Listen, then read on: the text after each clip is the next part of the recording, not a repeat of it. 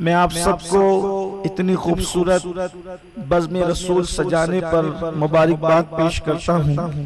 یہاں کے تمام علماء کو، خوش عقیدہ مسلمانوں کو، اور بالخصوص عبدالحمید بابا بھائی کو اور ان کے تمام رفقا اور کمیٹی والوں کو، اور اللہ سے دعا کرتا ہوں کہ اللہ انہیں شفا دے، اور اللہ ہم سب کو گناہوں کے مرض سے بھی شفا عطا فرمائے۔ بہت خوبصورت محفل آپ نے سجائی ہے، محبتوں سے آپ نے نوازا۔ اللہ آپ سب کو اپنی شان کے مطابق بہتر جزا اور بہتر صلہ عطا فرمائے۔ جناب برادر فوز العظیم صاحب کو بھی جو ہے وہ میں مبارکباد پیش کرتا ہوں کہ انہوں نے بڑی کاوشیں فرمائی، اور آج یہ محفل میں آپ اور ہم سب حاضر ہیں۔ اب میری اتنی سی گزارش ہے کہ آپ سب بول چکے، جب آپ سب بول رہے تھے تو میں خاموشی سے سن رہا تھا، اور اب میری باری ہے تو کم از کم اب آپ مجھے کچھ بولنے کا موقع عنایت فرمائیں۔ جو کھڑا ہے اسے کھڑا رہنے دیں، جو بیٹھا ہے اسے بیٹھے رہنے دیں، جو جس پوزیشن میں ہے اس کو چھوڑ دیں، اس لیے کہ بزم رسول کو کنٹرول کرنا یہ انسان کے بس کی بات ہی نہیں ہے۔ سبحان اللہ۔ اس لیے کہ جہاں ایک دیوانہ ہو اس ایک دیوانے کو آدمی کنٹرول نہیں کر سکتا، تو جہاں ہزاروں دیوانگان رسول جمع ہو جائیں تو ان کو بھی کنٹرول نہیں کر سکتا، لیکن دیوانوں کی دیوانگی حدود فرزانگی میں رہتی ہے اور یہ خود اپنے آپ کو کنٹرول کر لیتے ہیں۔ اس لئے میری گزارش ہے کہ اب کوئی کچھ نہ کہے، میں نے جس آیہ کریمہ کی تلاوت کی ہے میرا اللہ اس کے متعلق مجھے حق کہنے اور آپ تمامی حضرات کو حق سن کر اس پر عمل کرنے اور اسے عام کرنے کی توفیق عطا فرمائے۔ میرے امام اپنی قوم کو مخاطب کرتے ہوئے فرماتے ہیں، دن لہو میں کھونا تجھے، شب صبح تک سونا تجھے، دن لہو میں کھونا تجھے، شب صبح تک سونا تجھے، شرم نبی خوف خدا یہ بھی نہیں وہ بھی نہیں، رزق خدا کھایا کیا فرمان حق تعالیٰ کیا، رزق خدا کھایا کیا فرمان حق تعالیٰ کیا، شکر کرم ترس سزا یہ بھی نہیں وہ بھی نہیں، اور ڈر تھا کہ عصیاں کی سزا اب ہوگی یا روز جزا، ڈر تھا کہ عصیاں کی سزا اب ہوگی یا روز جزا، دی ان کی رحمت نے صدا یہ بھی نہیں وہ بھی نہیں۔ جس آیہ کریمہ کی تلاوت کی گئی ہے، آج مسلم امہ پوری دنیا کے اندر اور پوری کائنات کے اندر جن حالات سے دوچار ہے وہ سب ہماری نگاہوں کے سامنے ہے۔ پوری دنیا کے اندر مسلم امہ کا حال یہ ہے کہ کہیں پر بھی مسلمان بے خوفی کی حالت میں اپنی زندگی نہیں گزار رہا ہے۔ دنیا کا کوئی خطہ ایسا نہیں، زمین کا کوئی ٹکڑا ایسا نہیں، زمین کا کوئی علاقہ ایسا نہیں جہاں پر مسلمان بے خوف ہو، پرسکون و مکمل طور پر، مطمئن و مکمل طور پر۔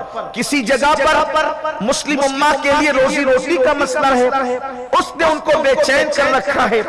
کہیں پر بچوں کے ایجوکیشن اور مستقبل کا مسئلہ ہے، اس نے ان کو بے چین اور بے قرار کر رکھا ہے۔ کہیں پر کچھ مسائل ہیں، کہیں پر کچھ مسائل ہیں، کہیں تھوڑے ہیں کہیں زیادہ ہے۔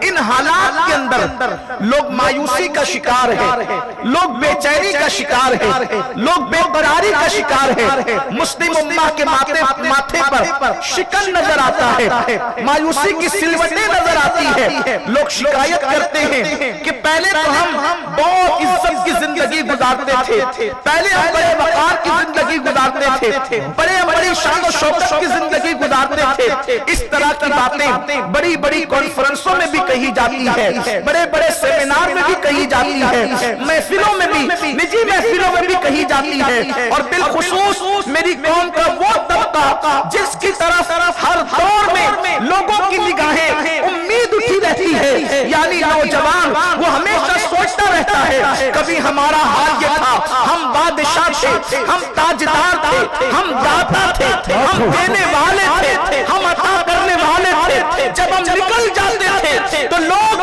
ہماری راستے کے اندر، ہماری راہوں میں اپنی پلکوں کو بچھا دیا کرتے تھے، اور آج جب ہم نکلتے ہیں تو لوگ ہمیں گھور گھور کر دیکھتے ہیں، لوگ ہمیں زلزلہ کی وادیوں میں اتار دینا چاہتے ہیں، لوگ ہمیں زمین سے جو وہ محروم کر دینا چاہتے ہیں، لوگ ہمیں عزت کے مقام سے اتار کر ذلت کے دلدل میں گرا دینا چاہتے ہیں۔ اس طرح کے مسائل ہیں جس پر بار بار رونا رویا جاتا ہے، لیکن ایک بات میں آپ سے کہنا چاہوں گا، اگر ایک انسان صرف یہ کہے کہ میں بیمار ہوں، میں بیمار ہوں، میں بیمار ہوں، میں بیمار ہوں، تو بتاؤ بیماری کا رونا رونے سے کیا اس کا علاج ہو جائے گا؟ کیا اس کو شفا مل جائے گا؟ کیا اس کو شفا مل جائے گی؟ کیا اس کو تندرستی مل جائے گی؟ کیا اس کی بیماری کا خاتمہ ہو جائے گا؟ بیماری کا رونا رونے سے کبھی بیماری کا علاج نہیں ہوتا۔ دو چیزیں ہوتی ہیں، ایک تو یہ معلوم کرو کہ تم بیمار کیوں پڑے ہو، اور دوسرا یہ معلوم کرو، ایک بار یہ پتا کرو کہ تم بیمار کیوں پڑے ہو، اور دوسری بات یہ پتا کرو کہ اس بیماری کا علاج کیا ہے۔ اللہ اکبر۔ مسائل کا رونا رونے سے مسائل حل نہیں ہوتے، بلکہ مسائل کا حل نکالنے کی کوشش کرنا چاہیے۔ میرے پیارے آقا علیہ السلام کے پیارے دیوانوں، روزی روٹی کا مسئلہ ایک طرف ہے، ایجوکیشن کا مسئلہ دوسری طرف ہے، عزت و وقار کا مسئلہ ایک طرف ہے، اس طرح کے بہت سارے مسائل ہیں۔ اب یہ مسائل ہیں کیوں؟ آئیے میں آپ کو بتاؤں۔ پیارے آقا صلی اللہ علیہ وسلم کے پیارے دیوانوں، اللہ رب العزت کی کتاب ہمارے پاس موجود ہے۔ یاد رکھنا، دنیا کی کوئی قوم کے پاس اللہ کی کتاب موجود نہیں ہے سوائے قوم مسلم کے۔ ہمارے پاس اتنا بڑا سرمایہ ہے کہ دنیا کی ساری دولت ایک طرف، دنیا کی ساری قوتیں ایک طرف، دنیا کا سارا مال و دولت ایک طرف، اور اللہ کی نازل کی ہوئی کتاب ایک طرف۔ یہ وہ کتاب ہے، یہ وہ کتاب ہے جس نے عدالت کے گوڑیا نشینوں کو کیسر کسرا کا تاجدار بنایا۔ یہ وہ کتاب ہے جس نے نمک اور کافور میں فرق نہ کرنے والی قوم کو اللہ کی پہچان عطا کی۔ یہ وہ کتاب ہے جس نے پتھروں کے سامنے ماتھا ٹیکنے والوں کو خدا کی معرفت عطا کر دی۔ یہ وہ کتاب ہے کہ گمراہی کے دلدل میں زندگی گزارنے والوں کو آسمان ہدایت کا ستارہ بنا دیا۔ یہ وہ کتاب ہے اللہ اکبر جس نے غریبوں کو مالدار بنایا، جس نے فقیروں کو داتا بنایا۔ اللہ کی کتاب کو تھامو، اس لیے کہ اللہ کی کتاب ہمارے سوا کسی کے پاس نہیں ہے۔ تم قرآن کو سمجھتے کیا ہو؟ اللہ اکبر۔ اور یہ کتاب کیا ہے؟ یہ کتاب کیا ہے؟ زمین پر لٹکی ہوئی ایک رسی کا نام ہے قرآن۔ زمین پر لٹکی ہوئی ایک رسی کا نام ہے قرآن، جس کا ایک سرا اللہ کے دست قدرت میں ہے اور دوسرا سرا زمین میں لٹک رہا ہے۔ جو بھی کتاب کا دامن پکڑ لے اس کا ہاتھ اللہ کے دست قدرت میں چلا جاتا۔ نعرہ تکبیر، نعرہ رسالت، فیضان قرآن۔ سبحان اللہ، سبحان اللہ۔ جو اس ایک سرے کو پکڑ لے اس کا ہاتھ اللہ کے دست قدرت میں چلا جاتا ہے۔ اب آپ مجھے بتاؤ، جس کا ہاتھ کسی بادشاہ کے ہاتھ میں ہو، کسی پہلوان کے ہاتھ میں ہو، کسی لیڈر کے ہاتھ میں ہو، جب وہ کیوں نہیں سکتا تو جس کا ہاتھ اللہ کے ہاتھ میں ہو۔ سبحان اللہ، سبحان اللہ۔ نعرہ تکبیر، نعرہ تکبیر، نعرہ رسالت، نعرہ رسالت، مسلک اعلیٰ حضرت۔ ماشاءاللہ، سبحان اللہ۔ وہ کس طریقے سے گر سکتا ہے، اسے کیسے گرا سکتا ہے، لیکن بڑی معذرت کے ساتھ میں مسلمانوں سے کہنا چاہتا ہوں، لیڈروں کے ہاتھ میں ہاتھ دینے کے لیے تو تم دھکے کھاتے ہو، ایم ایل اے اور ایم پی کے ہاتھوں میں ہاتھ دینے کے لیے تو تم اس کے گھر کے چکر لگاتے ہو۔ اللہ کے ہاتھ میں ہاتھ دینے کے لیے کیا کوشش کی، کیا محنت کی؟ سن لو، کسی کے بھی ہاتھ میں ہاتھ دو گے وہ تمہارے ہاتھ کی لاج رکھے گا یا نہ رکھے گا اس کی کوئی گارنٹی نہیں، لیکن جو ہاتھ اللہ کے دست قدرت میں دے دیا جائے، جو ہاتھ اللہ کے ہاتھوں میں دے دیا جائے، حالانکہ اللہ کے ہاتھ ہمارے ہاتھوں کی طرح نہیں ہے، ید اللہ پر ایمان ہے، لیکن کیسے ہیں یہ ہاتھ والا جانتا ہے، اس کی ذات ہماری ذات کی طرح نہیں، لیکن میں بہت بڑی بات کہنا چاہتا ہوں، آپ مایوس کیوں ہیں؟ آپ کے پاس اللہ کی کتاب موجود ہے، آپ مایوس کیوں ہیں؟ آپ کے پاس اللہ کا رسول موجود ہے، کتاب بھی موجود ہے اور رسول بھی موجود ہے، کتاب بھی موجود ہے، اللہ کا محبوب بھی موجود ہے، کتاب بھی ہے، صاحب کتاب بھی موجود ہے۔ سن لو، وہ اور لوگ ہیں جو مر کر مٹی میں مل جاتے ہیں، ہمارا نبی وہ ہے جو مٹی میں ملنے والا نہیں ہے، بلکہ امام کہتے ہیں تو زندہ ہے اللہ، تو زندہ ہے اللہ، میری دین عالم سے چھڑ جانے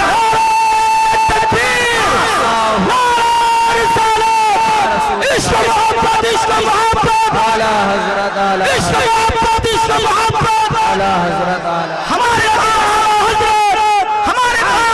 قرآن بھی ہے، صاحب قرآن بھی، قرآن اتنا قریب ہے ہم سے، قرآن ہمارے گھر کی طاقوں میں قرآن، ہماری بدلوں میں قرآن، ہمارے سینوں میں قرآن، قرآن اتنا قریب ہے ہم سے، اور صاحب قرآن کتنے قریب ہے ہم سے، قرآن ہم سے دور نہیں ہے، ہر مسلمان کے سینے میں قرآن ہے، اور صاحب قرآن کہاں ہے؟ تو قرآن کہتا ہے النبی اولا بالمؤمنین من انفسہم، اگر تم ایمان والے ہو، اگر ایمان والے ہو تو نبی تمہاری جانوں سے زیادہ قریب ہے، سبحان اللہ، سبحان اللہ، سبحان اللہ۔ اب میں اپنے ذوق کے مطابق جملہ کہتا ہوں، نبی بھی گھر میں ہے اور قرآن بھی گھر میں ہے، بے شک بے شک، کتاب بھی گھر میں سبحان ہے اللہ، اور صاحب کتاب بھی گھر میں ہے۔ جس گھر میں کتاب بھی ہو اور صاحب کتاب بھی ہو، پھر وہ قوم ذلیل کیوں ہے؟ وہ قوم رسوا کیوں ہے؟ وہ قوم زندگی کی وادیوں میں کیوں ہے؟ وہ قوم اللہ اکبر اس کی پیشانی پر مایوسی کی سلوٹیں کیوں ہے؟ وجہ یہ ہے گھر میں تو ہے لیکن کوئی محسوس تو کرے، سبحان اللہ، وہ ہم سے قریب ہے، وہ ہم سے قریب ہے، ہم ان سے دور، اللہ کی کتاب ہم سے قریب، ہم کتاب سے دور، اللہ کا نبی ہم سے قریب، ہم نبی سے دور۔ اب قصور کس کا ہے؟ اگر بچہ ماں سے دور ہو جائے اور وہ شکایت کرے کہ مجھے دودھ نہیں ملتا تو قصور ماں کا ہے کہ بچے کا ہے؟ ماں کی ممتا کے سینے تو تڑپ رہے ہیں کہ ہم پلائیں، غذا دیں، زندگی دیں، آپ کی پرورش کریں، لیکن بچہ دور چلا گیا تو اس میں ماں کا قصور کیا ہے؟ بلا تفصیل مصطفیٰ جان رحمت کا کرم، اللہ کی کتاب کی رحمتیں تمہیں پھر سے خالد بن ولید بنانا چاہتی ہے، پھر سے محمد بن قاسم بنانا چاہتی ہے، تمہیں پھر سے طارق بن زیاد بنانا چاہتی ہے، تمہیں پھر سے محمود غزنوی دیکھنا چاہتی ہے، تمہیں پھر سے اللہ اکبر فاتح اندلس طارق بن زیاد کی شکل میں دیکھنا چاہتی ہے، لیکن تم ہو کہ اللہ کی کتاب کے قریب نہیں آتے۔ ہاں تمہارے پاس تو وقت ہے تو فیس بک پر بیٹھ کر گھنٹوں زنا کے مناظر دیکھنے کے لیے وقت ہے، یوٹیوب پر گندی فلمیں دیکھنے کے لیے وقت ہے۔ اگر تمہارے پاس ٹائم نہیں ہے تو قرآن دیکھنے کے لیے ٹائم نہیں ہے، جیب میں بیٹھے ہیں مسجد موبائل لے کر کے مسجد کے اندر بیٹھے ہو یا جلسہ گاہ میں بیٹھے ہو یا کسی میت میں بیٹھے ہو یا کسی شادی میں بیٹھے ہو، آپ ہو یا میں ہو، بتاؤ اگر تھوڑی سی گھنٹی بج جائے فوراً ہمارے کان کھڑے ہو جاتے ہیں، کسی یار کا میسج آیا، دیکھنے کے لیے دل بے چین ہوتا ہے، دل بے قرار ہوتا ہے۔ میں اپنی قوم کے جوانوں سے اور اپنی قوم سے پوچھنا چاہتا ہوں، جس کا بھی میسج آیا ہوگا آخر وہ مخلوق ہی تو ہوگا، جس کا بھی میسج آیا ہوگا آخر وہ انسان ہی تو ہوگا، ایسا تو نہیں ہے کہ جس کا میسج آیا وہ مخلوق نہیں ہو. اللہ کے سوا جو ہے وہ سب مخلوق ہے. مجھے بتاؤ مخلوق کا میسج پڑھنے کے لیے کتنے بے چین ہوتے ہو. ادھر نیند سے آنکھ کھلی فوراً موبائل پر ہاتھ گیا, کس کا میسج آیا. نادان انسان اپنے دوستوں کا میسج پڑھنے کے لیے تو اتنا بے چین ہے کہ تیری آنکھ بھی نہیں کھلی اور تیرا ہاتھ موبائل پر جاتا ہے کہ میسج تو دیکھو کس کا آیا. قربان جائے یہ قرآن تیرے اللہ کا میسج ہے, تو دوستوں کا میسج پڑھنے کے لیے اتنا بے چین ہوتا ہے کہ بستر پہ آنکھ بھی نہیں کھلتی اور تو میسج کے لیے ہاتھ بڑھا دیتا ہے. کبھی نیند سے اٹھنے کے بعد تو نے اللہ کا میسج قرآن کی شکل میں بھی کبھی پڑھنے کی کوشش کی ہے؟ یاد رکھو جب کہ مسلمان سونے سے پہلے قرآن پڑھتا تھا اور نیند سے اٹھنے کے بعد سب سے پہلے قرآن پڑھتا تھا, اس وقت تک مسلمان تاجدار تھا, اس وقت تک مسلمان مالدار تھا, اس وقت مسلمان عزتدار تھا, اس وقت تک مسلمان کامیاب تھا, اس وقت تک مسلمان کامران تھا. جدھر چلے جاتے تھے لوگ ہاتھ باندھ کر تمہارے سامنے کھڑے ہو جاتے تھے. لیکن جب سے مسلمان نے قرآن کو چھوڑا, صاحب قرآن کو چھوڑا, اس کو پتہ ہی نہیں رہا کہ میں انسان ہوں. اللہ اکبر, انسانوں جیسی شکلیں تو ہیں. معاف کرنا مجھے سیونی والوں, مجھے یہ بات قطعاً نہیں پڑھائی گئی کہ میں آپ کی خوشی کی بات کروں یا آپ کی رضا کی بات کروں یا آپ کو راضی کرنے کی بات کروں. میں آپ کی خوشی کی نہیں کہوں گا, کڑوی لگے تو مجھے معاف کر دینا, لیکن ایک بات ضرور کہوں گا, اپنی ناک انسانوں جیسی, اپنی آنکھیں انسانوں جیسے, اپنے کان انسانوں جیسے, لیکن بڑی معذرت کے ساتھ ہم جانوروں سے بھی بدتر ہو گئے, ہم درندوں سے بھی بدتر ہو گئے. اللہ اکبر, مجھے بتاؤ اگر جملہ کانوں پر گرا نہ گزرے کیا کتا ہم سے بازی نہیں لے گیا؟ اللہ اکبر. کیا کتا ہم سے آگے نہیں نکل گیا؟ کتے کا مالک اس کو ایک روٹی کا ٹکڑا ڈالتا ہے, ایک روٹی کا ٹکڑا. کتے کا مالک اس کو ایک روٹی کا ٹکڑا ڈالتا ہے. کتا 24 گھنٹے مالک کے ساتھ وفا کے ساتھ اس کے دروازے پہ بیٹھا رہتا ہے. ایک روٹی کے ٹکڑے پہ کتا پوری زندگی اپنے مالک کی چوکھٹ پہ گزار دیتا ہے. ہمیں تو جو ملا اس مالک سے ملا, اس بادشاہوں کے بادشاہ سے ملا, اس شہنشاہوں کے شہنشاہ سے ملا. اللہ اکبر, جس نے سب کو خیرات عطا کی, جس نے سب کو نعمتیں عطا کی, جس نے سب کو برکتیں عطا کی. مجھے بتاؤ یہ سانسیں لے رہے ہیں کس کی عطا سے؟ اللہ کی عطا سے. یہ کھانا کھا رہے ہیں کس کی عطا سے؟ اللہ کی عطا سے. یہ پانی پی رہے ہیں کس کی عطا سے؟ اللہ کی عطا سے. بچے ہوئے ہیں اللہ کی عطا سے. پیار کرنے والے ماں باپ ملے ہیں اللہ کی عطا سے. کبھی سوچا ماں ممتا کیوں رکھتی ہے دل میں؟ اگر اللہ ماں کے دل میں پیار پیدا نہ کرتا تو ہماری ماں ہمیں کبھی پیار نہ کرتی, ہمیں کبھی دودھ نہ پلاتی, ہماری کبھی پرورش نہ کرتی. بولو دنیا میں ایسی مائیں ہیں کہ نہیں ہے کہ بچہ پیدا ہونے کے بعد کچرے کی کنڈی پر پھینک کر کے بھاگ گئی؟ بتاؤ ایسی مائیں دنیا میں ہے کہ نہیں ہے؟ بولو اگر ہماری ماں بھی ہمارے ساتھ یہ سلوک کرتی, اس عزت کے ساتھ ہم زندگی گزارتے. اور یاد رکھنا, اگر یہ تصور کرتے ہو کہ میرے مال کی وجہ سے میں کھاتا ہوں, میرے کمانے کی وجہ سے میں کھاتا ہوں, اللہ نہیں کھلاتا, اگر یہ تصور رکھتے ہو تو کبھی دسترخوان پہ بیٹھ کر سوچنا کہ کھانا تو دسترخوان پہ خود کا کمایا ہوتا ہے, لیکن مٹھائی کسی کے سامنے پیش کرو, لو کھاؤ.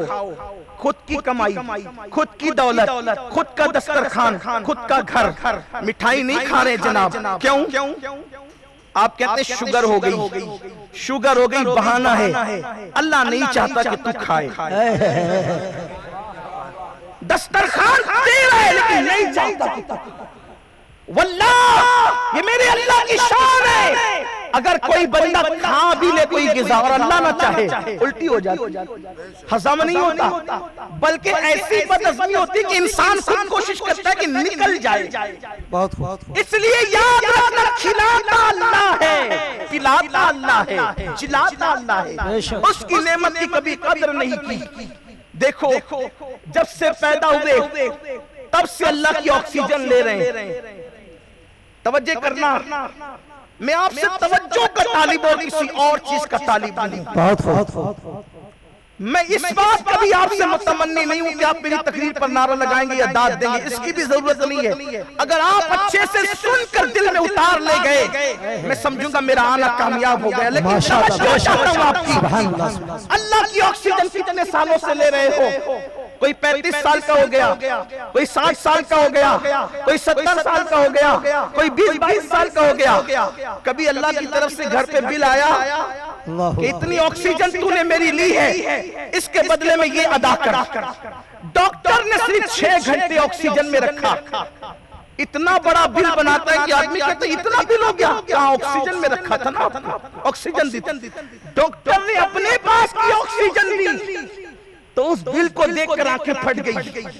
اللہ تعالیٰ تو تیرے پیدا ہونے کے بعد سے لے کر مرنے تک تجھے فری میں آکسیجن دے رہا ہے, اور اللہ کی آکسیجن کی طرح ڈاکٹر کی آکسیجن نہیں ہو سکتی.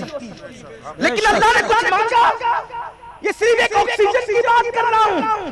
پھر ناک تو اس نے دی ہے, سبحان اللہ, ناک اس نے دی, دیکھنے کے لیے آنکھ اس نے دی, سننے کے لیے کان اس نے دیے, چکھنے کے لیے زبان اس نے دی. اس بندے کی سے جا کر کے آنکھ کی اہمیت پوچھو. رات کے 3 بجے تک زنا کے مناظر دیکھنے والوں اپنی آنکھوں سے اس بندے کی سے جا کر کے آنکھ کی اہمیت پوچھو جس کو اللہ نے نابینا پیدا کیا, جس کو اللہ نے پیدا کیا. اللہ کی نعمتوں کو مس یوز کرنا چھوڑ دو, اللہ کی نعمتوں کا غلط استعمال کرنا چھوڑ دو. کیا بات ہے, اللہ کی دی ہوئی نعمت سے اللہ کے ساتھ بغاوت. اس کے دل سے جا کے پوچھو کانوں کی اہمیت کیا ہے جو سن نہیں سکتا. جب کسی محفل کے اندر لوگ کہتے ہیں لگاتے ہیں تو جو بیچارہ سن نہیں سکتا وہ حیرت سے لوگوں کا چہرہ دیکھ کر کہتے ہیں کاش میرے پاس بھی کان ہوتے تو میں بھی سن کر کے باتوں کو لطف اندوز. اس کے منہ سے جا کر کے پوچھو زبان کی اہمیت, بولنے کی آواز کی اہمیت, جس کو قدرت نے گونگا پیدا کیا. اللہ نے آنکھیں دی, کان دیے, زبان دیے, سب کچھ دیا. اسی اللہ کے ساتھ بغاوت کر رہے ہو, اس کے غضب کو چیلنج کر رہے ہو, اس کی دی ہوئی نعمتوں کا مس یوز کر رہے ہو, اور پھر سوچتے ہیں ہم ذلیل کیوں ہیں, ہم رسوا کیوں ہیں, ہم ذلت کی وادیوں میں کیوں ہیں. اللہ نے اتنی نعمتیں دی, سوچو اس کی نعمتوں کو شمار نہیں کر سکتے. اگر سب نعمتیں تو اپنی جگہ, اگر وہ پلکوں پہ بال نہ دیتا تو سورج دیکھنے کے قابل نہ رہتا, اگر وہ بھووں کے بال نہ سجاتا تو آپ کی اور میرے حسن کی لوگ تعریف نہ کرتے. یہی تو ہے, کتنا نادان ہے انسان. انسان جانور سے پیچھے ہو گیا. آج کتے بازی لے گئے, انسان پیچھے ہو گیا. انسان کہہ رہے میں تو کیا, کتے سے سبق سیکھا ہوتا. اس نے مالک کے ساتھ کتنی وفا کی, ایک روٹی پر پوری زندگی اس کی چوکھٹ پہ پڑا رہا. اب میں پوچھنا چاہتا ہوں سیونی والوں, ایک کتا روٹی پر پوری زندگی مالک کے دروازے پہ گزار دیتا ہے, اور ہمارے مالک نے, ہمارے رب نے ہمیں ہر نعمت دی اور کہا میں تم سے کچھ نہیں مانگتا, کچھ نہیں چاہتا, بس اتنا چاہتا ہوں کہ تم میری عبادت کرو. میرے لیے نہیں, سبحان اللہ, سبحان اللہ. ہم نے اپنے مالک کے ساتھ کیا وفا کیا. کتا ایک روٹی پر مالک کا در چھوڑ کر نہیں جاتا, کتا ایک روٹی پر مالک کا در چھوڑ کر نہیں جاتا. اور ہم اتنی نعمتیں اٹھاتے, سب در پہ جاتے, مالک کے در پہ نہیں آتے. بہت خوب, بہت خوب. جملہ آپ کو کڑوا لگے معاف کرنا, اور اگر نہیں معاف کر سکتے مجھ سے بدلہ بھی لے سکتے, اس کی اجازت ہے. محفل کے اختتام کے بعد جسے لینا ہے بدلہ لے لے, لیکن اتنا ضرور کہوں گا کتے کو جو لوگ جھڑکتے ہیں, ذلیل سمجھتے ہیں, وہ ہم سے 2 قدم آگے نکل گیا وفا میں. ایک روٹی پر پوری زندگی وفا کر گیا, اور ہم نے پوری زندگی اللہ کی نعمتیں استعمال کی. ہم نے وفا کیا کی, وہ در چھوڑ کر نہیں جاتا اپنے مالک کا, اور ہم اپنے مالک کے در پر آتے نہیں. اگر آتے تو بتاؤ کتنے آتے ہیں. جمعہ کی صرف 2 رکعت کے لیے، اللہ اکبر اللہ جمعہ کی صرف 2 رکعت کے لیے، اور وہ بھی مسلمان آپس میں باتیں کرتے یار ابھی تو پہلی اذان ہوئی ہے، جب دوسری اذان ہوگی تب جائیں گے، کیونکہ ہمارے مولانا بڑی لمبی تقریر کرتے ہیں۔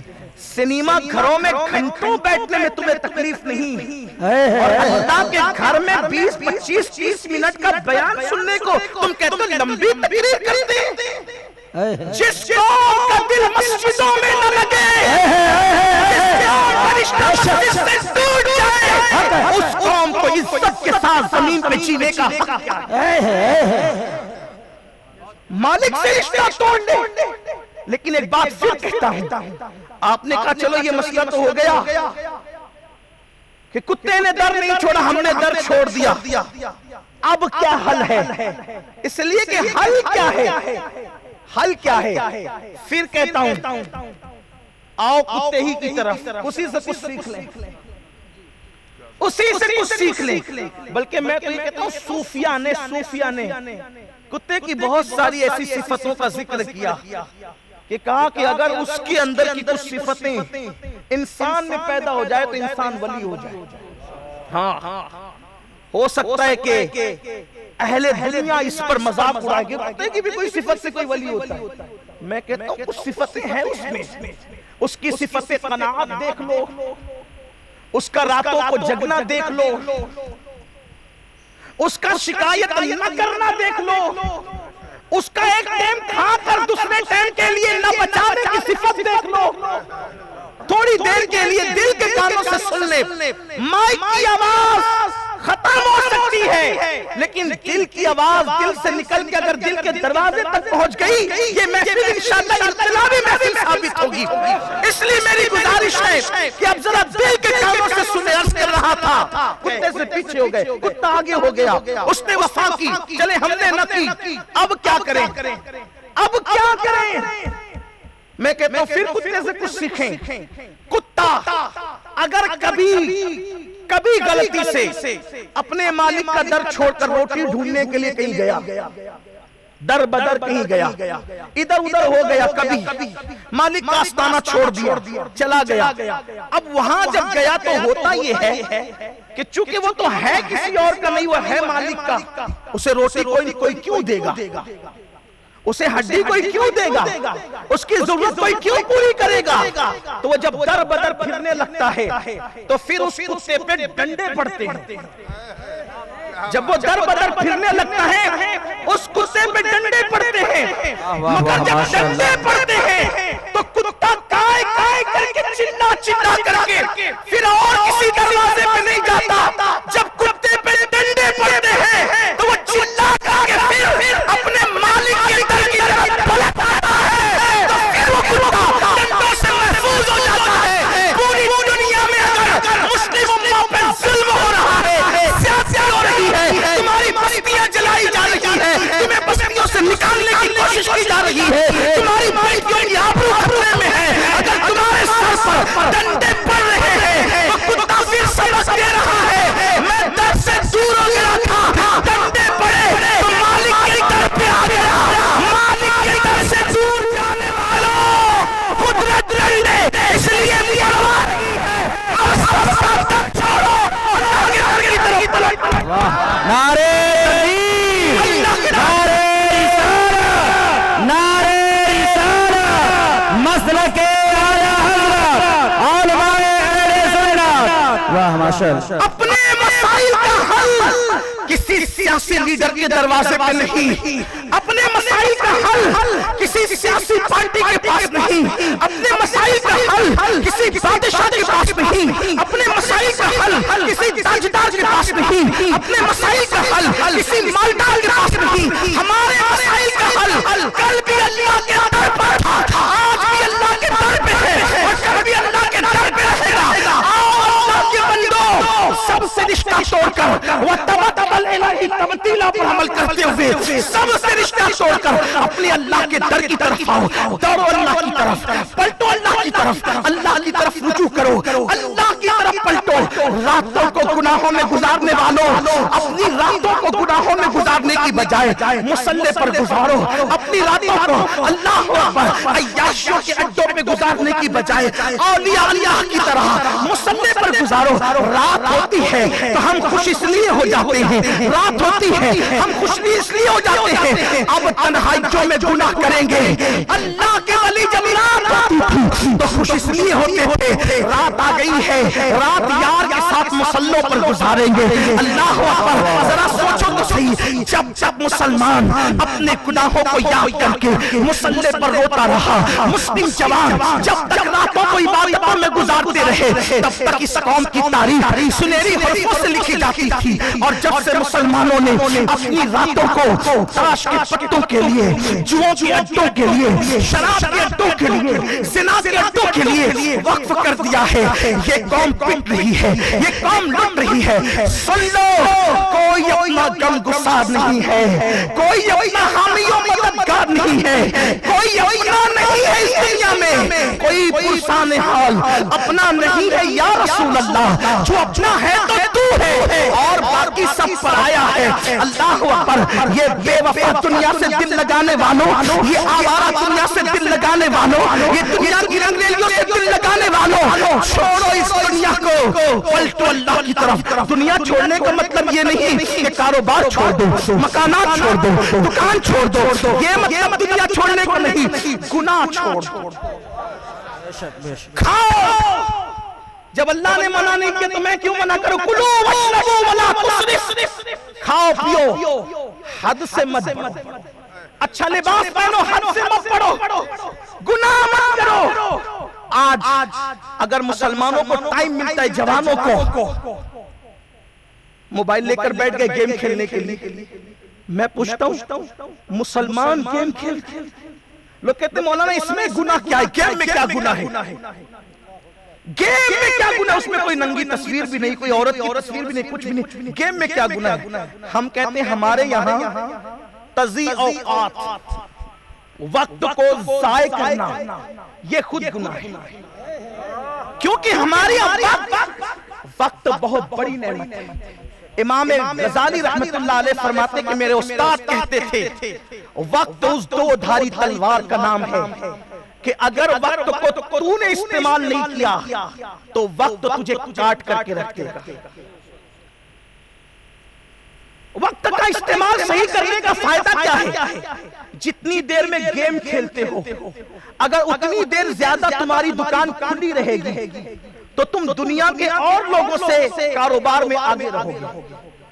جتنی دیر تم گیم کھیلتے ہو اتنی دیر اگر تمہارے بچے اسٹڈی کریں گے، پڑھیں گے، تو تم اور پڑھنے والوں سے آگے ہوں گے، کیونکہ ان کے یہاں گیم کی اجازت ہے، ہمارے یہاں نہیں ہے۔ گیم سے مراد یہ میں موبائل گیم کی بات کر رہا ہوں جو ہمارے بچوں کو پاگل تک کر رہے ہیں، کسی کام کا نہیں رکھتے۔ اور کچھ گیمز تو ایسے ہیں جنہوں نے بچوں کو خودکشی کرنے پر تک مجبور کر دیا ہے۔ ہم کھیلنے گیم، اللہ کے رسول صلی اللہ علیہ وسلم نے فرمایا کچھ لوگ ایسے ہوں گے جو جنت میں بھی افسردہ ہوں گے، غمگین ہوں گے، جنت ہاتھ ملتے ہوں گے، حسرت کرتے ہوں گے۔ پوچھا یا رسول اللہ جنت میں؟ فرمایا ہاں، انہوں نے اپنی زندگی کا ایک لمحہ، صرف ایک لمحہ ضائع کر دیا ہوگا تو وہ افسوس کریں گے کاش اس ایک لمحے میں بھی اللہ کی عبادت کر لیتے تو جنت کے اس درجے کی بجائے اس سے اعلیٰ درجے میں رہتے۔ اگر جو ایک لمحہ ضائع کر دے، ایک لمحہ، تو وہ پچھتائے گا جنت میں۔ ضائع کرنے کا مطلب نہ اس لمحے میں نیکی کی نہ گناہ کیا، خالی چلا گیا، خالی چلا گیا، نہ نیکی کی نہ گناہ کیا، خالی چلا گیا۔ خالی اگر لمحہ گیا تو پچھتائے گا۔ جنہوں نے اپنی زندگی کے قیمتی لمحات کو، وہ بھی جوانی کو، شراب کے اڈوں پہ گزارا ہوگا، ان کی حسرتوں کا عالم کیا ہوگا؟ جنہوں نے لڑکیوں کے ساتھ ناجائز تعلقات بنانے میں گزارے ہوں گے، ان کی حسرتوں کا عالم کیا ہوگا؟ یہ ہنسنے کی بات نہیں۔ اگر تم لڑکیوں کے ساتھ ناجائز تعلقات قائم کر کے اپنی اوقات کو ضائع کر رہے ہو، ناکام ہو، برباد ہو، آپ نے جس کو محبت کا نام دیا ہے، لوگ کہتے ہیں یہ مولانا لوگ پیار کے بڑے مخالف ہیں، ہم کہتے واللہ پیار کا مولانا کیسے مخالف ہو سکتا ہے؟ ہمارا تو ایمانی محبت پر ہے، ہمارا تو اسلامی محبت پر ہے، ہمارا تو قرآن محبت کی تعلیم دیتا ہے۔ محبت کیا ہے؟ محبت کا نام ایمان ہے۔ میرے آقا نے فرمایا الا لا ایمان لمن لا محبت له، آگاہ ہو جاؤ، محبت کے بغیر ایمان ہے ہی نہیں۔ ہم پیار کے مخالف نہیں، ہم محبت کے مخالف نہیں، لیکن تم جو پیار کی بات کرتے وہ پیار نہیں ہے، وہ زنا کا قاصد ہے، وہ نفسانیت ہے، وہ کسی کی آبرو کو تار کرنے کا حربہ ہے۔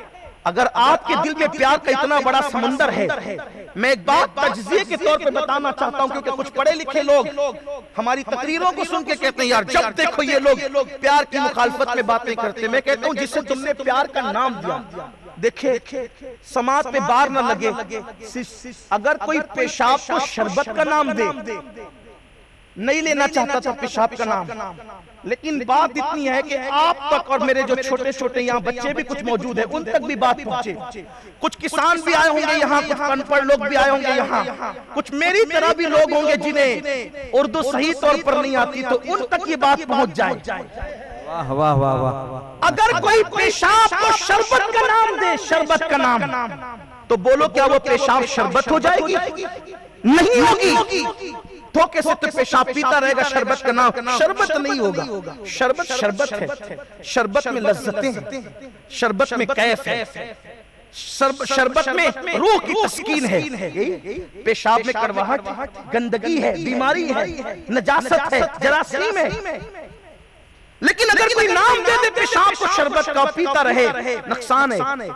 ایسے ہی لوگوں نے زنا کے قاصد کو پیار کا نام دیا۔ اس میں فلموں نے، سیریلوں نے بڑا رول ادا کیا، کیونکہ جانتے ہیں کہ جوان کسی قوم کا سرمایہ ہے، سرمایہ۔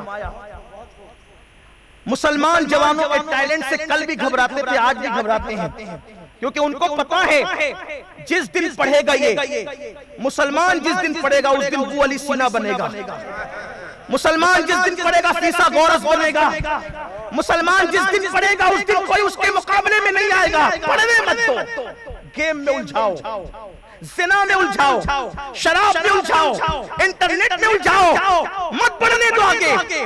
اپنے بچوں کے ٹیلنٹ سے ان کو لرزہ ہے، اسلام دشمن طاقتوں کو، لیکن ہم سمجھ نہیں پا رہے، بلکہ اب تو کالجز اور یونیورسٹی میں بھاڑے سے خریدے ہوئے لوگوں کو صرف اس لیے ایڈمیشن دیا جاتا اور دلایا جاتا ہے کہ مسلم آ جائے تو پڑھنے مت دینا، پیار میں مبتلا کرنا، کھیل میں مبتلا کرنا، ڈرگز یوز کرنے پہ مجبور کرنا، نشہ کرنے پہ مجبور کرنا۔ اگر فری میں اس کو نشہ دینا پڑے تو فری میں دینا، پیسہ ہم دیں گے، انہیں نشے کا عادی بنا دو تاکہ پڑھنے نہ پائے، لڑکی کا عادی بنا دو پڑھنے نہ پائے، ترقی نہ کرنے پائے، کیونکہ جانتے ہیں کہ اللہ کے رسول علیہ السلام نے 23 سال کی قلیل مدت میں جو خطہ عرب میں انقلاب برپا کیا تھا وہ خالص تعلیمی انقلاب تھا۔ حضور نے پڑھایا تھا، جب اللہ کے رسول علیہ السلام نے مکہ المکرمہ کی زمین پر آنکھ کھولی تھی تو عرب کے چند لوگ پڑھنا لکھنا جانتے تھے، بہت کم تعداد تھی، لیکن جب میرے آقا علیہ السلام نے مدینہ الرسول میں آنکھوں کو بند کیا ظاہری طور پر، 1,24,000 لوگوں کے ہاتھ میں میرے آقا نے قلم عطا کر دیا، سبحان اللہ اور سبحان اتنا اللہ۔ پڑھا لکھا بنا دیا تھا 23 سال کی قلیل مدت میں کہ دنیا کی ساری قومیں علم کے حوالے سے کاسہ گدائی لے کر مسلمانوں کے دروازے پہ کھڑی تھی۔ اگر یہاں وقت ہوتا تو یہ بات بتائی جاتی، بجلی کا تصور کس نے دیا؟ اسلام نے دیا۔ پنچنگیاں جو ہواوں سے چلنے والی چکیاں ہیں، اس کا موجد کون ہے؟ مسلمان۔ کشتیاں بنانے والے کون ہیں؟ سب سے پہلے جس نے کائنات میں کشتی بنائی وہ اللہ کا نبی حضرت نوح علیہ السلام۔ سبحان اللہ سبحان اللہ۔ ایجادات دیکھتے جائیے، یا کوئی نہ کوئی نبی ملے گا، کوئی نہ کوئی ولی ملے گا، کوئی نہ کوئی صحابی ملے گا، کوئی نہ کوئی نبی کا غلام ملے گا۔ فیسا گورس کا اصول پوری دنیا میں پڑھایا جاتا ہے۔ فیسا گورس کون ہے؟ ایک نبی کا شاگرد۔ ہمارے پاس کیونکہ اللہ کی کتاب ہے، اللہ کی کتاب. ٹیلنٹ بہت ہے آپ کے پاس، صلاحیت بہت ہے، لیکن پڑھنے نہیں دینا چاہتے کیونکہ جانتے جس دن تم پڑھو گے. بلکہ ایک بات آپ کو بتاؤں، اگر کوئی اختلاف کرنا چاہے تو کر سکتا ہے، اس لیے کہ یہ دنیاوی بات ہے. یہ کسی کی تحقیق سے اختلاف کسی کے بھی کیا جا سکتا ہے. میں وہ بندہ نہیں کہ آپ کو کہوں کہ آپ جو وہ میری تحقیق سے اختلاف کریں تو آپ کافر ہو جاتے ہیں، ایسا نہیں ہے. ہمارا وہ مزاج نہیں ہے. لیکن بات اتنی ہے کہ تحقیقات سب کو ہے. اور میں تو کوئی محقق بھی نہیں، لیکن ایک بات بتاتا ہوں، یہ جو موبائل ہے نا، موبائل بغیر وائر کے، بغیر کسی کنیکشن کے، بظاہر بغیر کسی کوئی رسی وغیرہ کے، یہ جو ایک دوسرے سے فون پہ باتیں ہوتی ہے، اس کا سب سے زیادہ تعلق کس چیز سے ہے؟ سیٹلائٹ سے. اس کے بغیر کام نہیں چلتا. اس کا تصور بھی کوئی اللہ کا ولی دے رہا ہے. بڑا تفصیلی ضابطہ ہے، وہ بتایا جا سکتا ہے کبھی اسلام اور سائنس کے حوالے سے. لیکن ایک خوبصورت بات یاد آئی، سائنس میں ایک ضابطہ پڑھایا جاتا ہے. سائنس میں ایک ضابطہ پڑھایا جاتا ہے، وہ ضابطہ یہ ہے کہ آواز کی لہریں ہوا کے دوش پر سفر کرتی ہیں. یہ سائنسی ضابطہ ہے. آواز کی لہریں، جو لوگ پڑھتے ہیں سائنس انہیں پتا ہے، ابتدائی کلاسوں میں پڑھایا جاتا ہے، شروع کی کلاسوں میں سائنس پڑھاتے وقت آواز کی لہریں ہوا کے دوش میں سفر کرتی ہے، تبھی آواز سنائی دیتی ہے. ٹھیک پتا چلا آواز پہنچانے کے لیے اگر کوئی پیغام رسا سب سے بڑا ذریعہ ہے تو وہ ہوا ہے. ہوا کے بغیر آواز کہیں نہیں پہنچ سکتی. اسی لیے اگر کانچ کے پیچھے کوئی کھڑا ہو اور دوسرا بندہ کانچ کے پیچھے کھڑا ہو، جہاں ہوا نہیں گزر سکتی تو ایک کی آواز دوسرے کو سنائی نہیں دے سکتی، اگرچہ قریب ہو، کیونکہ ہوا کا وہاں گزر نہیں ہے. اب یہ جو ضابطہ، یہ ضابطہ آپ کو کہاں سے ملا کہ آواز کی لہریں ہوا کے دوش میں سفر کرتی ہیں؟ تو سب سے پہلے یہ ضابطہ اگر کہیں سے ملا ہے تو وہ کربلا کی سرزمین ہے. امام حسین کا بیٹا کربلا کی زمین سے یہ سائنس کا ضابطہ پیش کر رہا ہے. آپ نے کیا کہا؟ ان التیا ریح السما یوم النداء ارض الحرم بلغ سلامی روضۃ فی غیر بیت المحترم. نعرہ تکبیر، نعرہ رسالت، رسول اللہ زندہ باد. امام زین العابدین نے یہ نہیں کہا کبوتر آؤ میری آواز پہنچاؤ، چڑیا آؤ میری آواز پہنچاؤ، ہرنی آؤ میری آواز پہنچاؤ، مچھر آؤ میری آواز پہنچاؤ، باز آؤ میری آواز پہنچاؤ. نہیں، کسی کا نام نہیں کہتا. ان التیاری الصبا، اے ہوا، اے ہوا، اگر تیرا گزر مدینہ منورہ کی طرف ہو، اگر تیرا گزر مدینہ منورہ کی طرف ہو تو اس مظلوم کا سلام میرے نانا جان کے مدینے میں پہنچا دینا. اس کو مخاطب کیا، ہوا کو مخاطب کر کے بتا دیا کہ ہوا ہی ہے جو آواز کی لہروں کو، انسان کی آواز کی لہروں کو جو ہے وہ دوسرے تک پہنچانے کا کام کرتی ہے. اور لوگوں کو بتایا کہ آواز کی لہریں ہوا کے دوش میں سفر کرتی ہے. ان سے بڑا سائنس کا کون؟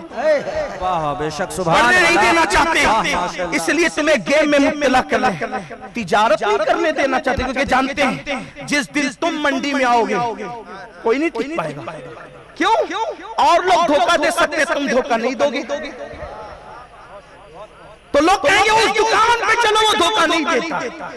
لیکن آج آپ بھی تو پکے مسلمان نہیں رہ گئے. وہ اور مسلمان تھے، وہ قبروں میں چلے گئے جو دھوکہ نہیں دیتے تھے. ایک تاجر تھا، تاجر، اس کے پاس ایک یہودی آتا تھا اور کھوٹا سکہ دے کر سامان خرید کے جاتا تھا. روز آتا تھا، خرید کے جاتا تھا، یہ کھوٹا سکہ لے لیتے تھے. ایک دن اس نے کھرا سکہ دیا اور تاجر نے کہا کھوٹا نہیں لایا. مسلمانوں، یہ مسلمان تاجر تھے. آپ کیا سمجھتے ہیں مولانا ہم تو دنیا دار ہیں، آپ لوگ دیندار ہو؟ میں نے کہا نہیں، تو سمجھا ہی نہیں. اگر تو سچ بول کے تجارت کرتا ہے تو جیسے مسلح پہ کھڑا ہوا امام دیندار ہے، تو بھی دیندار. ہمارے یہاں تجارت کی عبادت ہے. اللہ کے رسول صلی اللہ علیہ وسلم نے فرمایا جو حلال کمانے کے لیے اپنے گھر سے نکلتا ہے اور جب شام کو تھک کر واپس آتا ہے تو وہ گناہوں سے ایسے پاک ہو جاتا ہے جیسے ابھی اپنی ماں کے پیٹ سے پیدا ہوا. سبحان اللہ سبحان اللہ.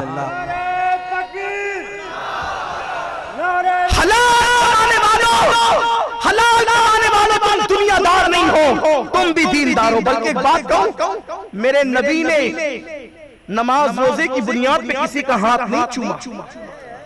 سب میرے نبی کے ہاتھ چومتے تھے, نبی نے بھی کسی کا ہاتھ چوما. سبحان اللہ. چند مخصوص لوگ حضور جن کے ہاتھ چومتے تھے, لیکن اس کی طرف نہیں جاتا. ایک بندے کا ذکر کر دیتا ہوں.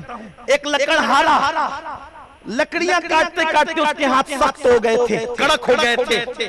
جب وہ آیا تو میرے آقا نے اس کے ہاتھ چومے اور ہاتھ کو ہاتھ میں لے کے فرمایا, جو ہاتھ حلال کماتے کماتے سخت ہو جاتے ہیں اللہ ان ہاتھوں پر جہنم کی آگ کو حرام فرما دیتا ہے. اللہ.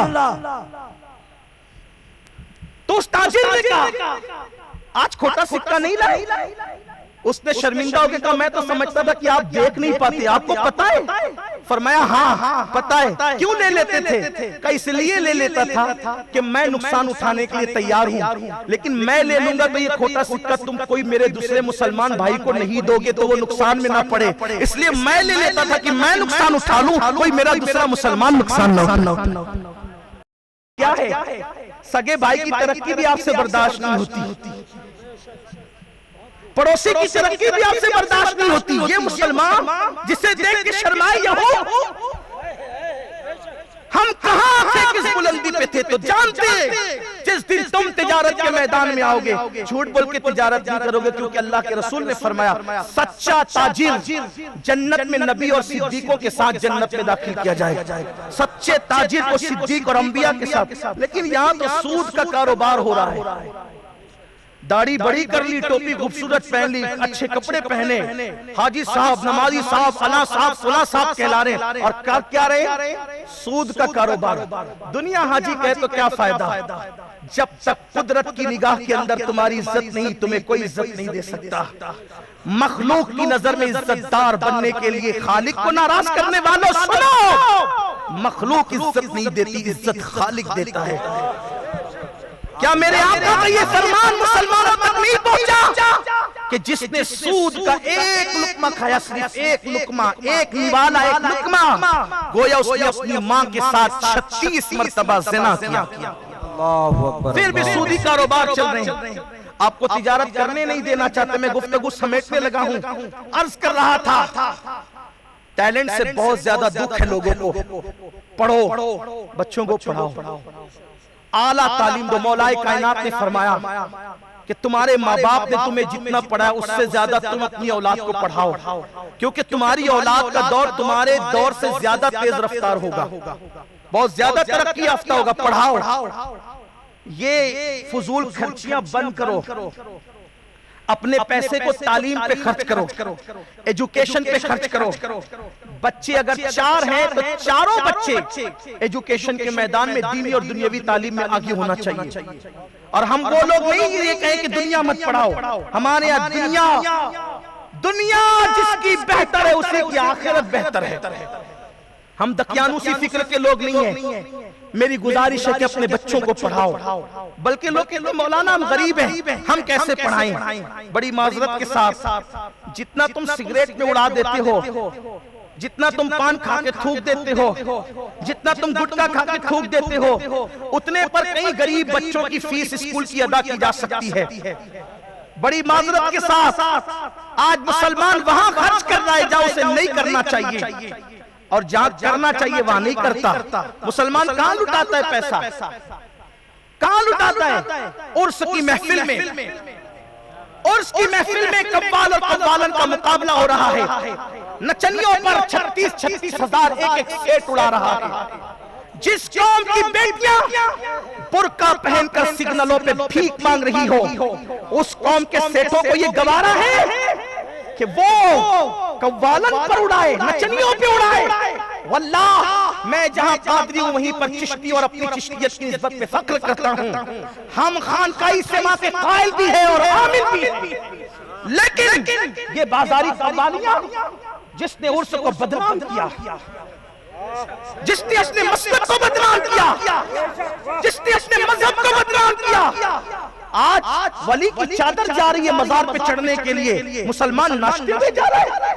اللہ اکبر اللہ۔ ناچنے کا تصور کیا ہے؟ وہ ولی بھی تم پہ لعنت کرتا ہوگا کہ اس میں تم ناچتے جس مذہب کے اندر، جس مذہب میں پیر پٹک کر چلنا جائز نہیں ہے، جس مذہب میں اکڑ کر چلنا جائز نہیں ہے، اس مذہب میں ناچنے کی اجازت کیسے ہو سکتی ہے؟ ہم مزارات پہ چادر چڑھانے کے ضرور قائل ہیں، لیکن ایسے چادر لے جاؤ کہ تمہیں جاتا دیکھ کر مسلم غیر مسلم پکار اٹھے۔ جب چادر لے جانے والا کس شان سے چلتا ہے، جس کی چادر جا رہی ہے وہ کس شان سے چلتا ہے۔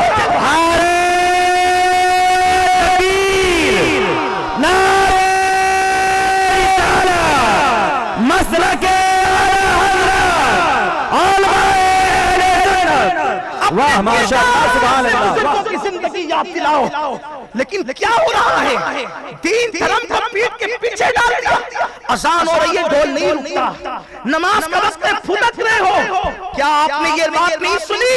اللہ کے رسول صلی اللہ علیہ وسلم نے فرمایا، جس نے ایک وقت کی نماز جان بوجھ کر چھوڑ دی وہ میرے ذمے سے باہر ہو گیا۔ حضور فرماتے میں اس سے بیزار ہوں، بیزار۔ آقا فرماتے میں اس سے بیزار ہوں جس سے نبی بیزار ہو، اس سے ولی خوش کیسے ہو سکتا ہے؟ اس لیے کہ ولی تو نبی کا غلام ہے۔ آپ نے کوئی ایسا بھی غلام دیکھا ہو جس کا آقا ناراض ہو اور غلام اس سے راضی ہو جائے؟ واللہ کبھی نہیں ہو سکتا۔ اس لیے میری قوم کے جوانوں، نماز چھوڑ کر تمہارا کوئی عمل پورا نہیں ہو سکے گا، کوئی عمل قبول نہیں ہو سکے گا۔ اور اگر کہتے ہو کہ ہم قادری ہیں، ہم چشتی ہیں، ہم نقشبندی ہیں، ہم سہروردی ہیں، یہ بات بھی کہوں، پہلے مسلمان بنو پھر سب بننے کے لیے جانا، کیونکہ نماز چھوڑ کر غوث پاک کے یہاں تم اپنا اسلام ثابت نہیں کر سکتے۔ غوث پاک فرماتے ہیں بے نمازی مر جائے اسے مسلمان کے قبرستان میں دفن مت کرنا۔ جب غوث پاک بے نمازی کو مسلمان کے قبرستان میں دیکھنا پسند نہیں کرتے تو غوث پاک بے نمازی کو سلسلے قادریہ میں کیسے پسند کر سکتے ہیں؟ اس لیے میری گزارش ہے، پھپکیاں مت کرو، اپنی طبیعت کے مطابق مت جیو۔ اللہ نے قانون دیا، ایک ضابطہ دیا، اس کے مطابق زندگی گزارو۔ میں اہل اسٹیج سے بھی کہنا چاہتا ہوں، جلسے والوں سے بھی کہنا چاہتا ہوں، مجھے بہت دکھ ہے، ہم جب تقریر کرتے ہیں تو کہتے ہیں کہ شادیوں کی فضول خرچی کم کرو، بند کرو، لیکن میں یہ بھی کہنا چاہتا ہوں شادیوں کی فضول خرچی کم ہونی چاہیے، لیکن جلسوں کی بھی فضول خرچی کم ہونی چاہیے۔ ایک ایک مقرر کو 10-10 20-20 ہار پہناتے ہو، کس کے پیسے سے؟ چندے کے پیسے سے؟ تمہیں کیا حق ہے؟ بہت خوب، سبحان اللہ سبحان اللہ۔ تمہیں کیا حق ہے؟ کیا بات ہے؟ چندے سے قوم کا پیسہ، غریب عوام کا خون پسینے کا پیسہ جمع کر کے ایک ایک مقرر کو 50-50 ہار ڈالو، اور اگر تم اپنے جیب سے جو ہے وہ پیش کرتے ہو ہار، ایک ایک کو 10-10 5-5 ہار، تو یہ بھی فضول خرچی ہے۔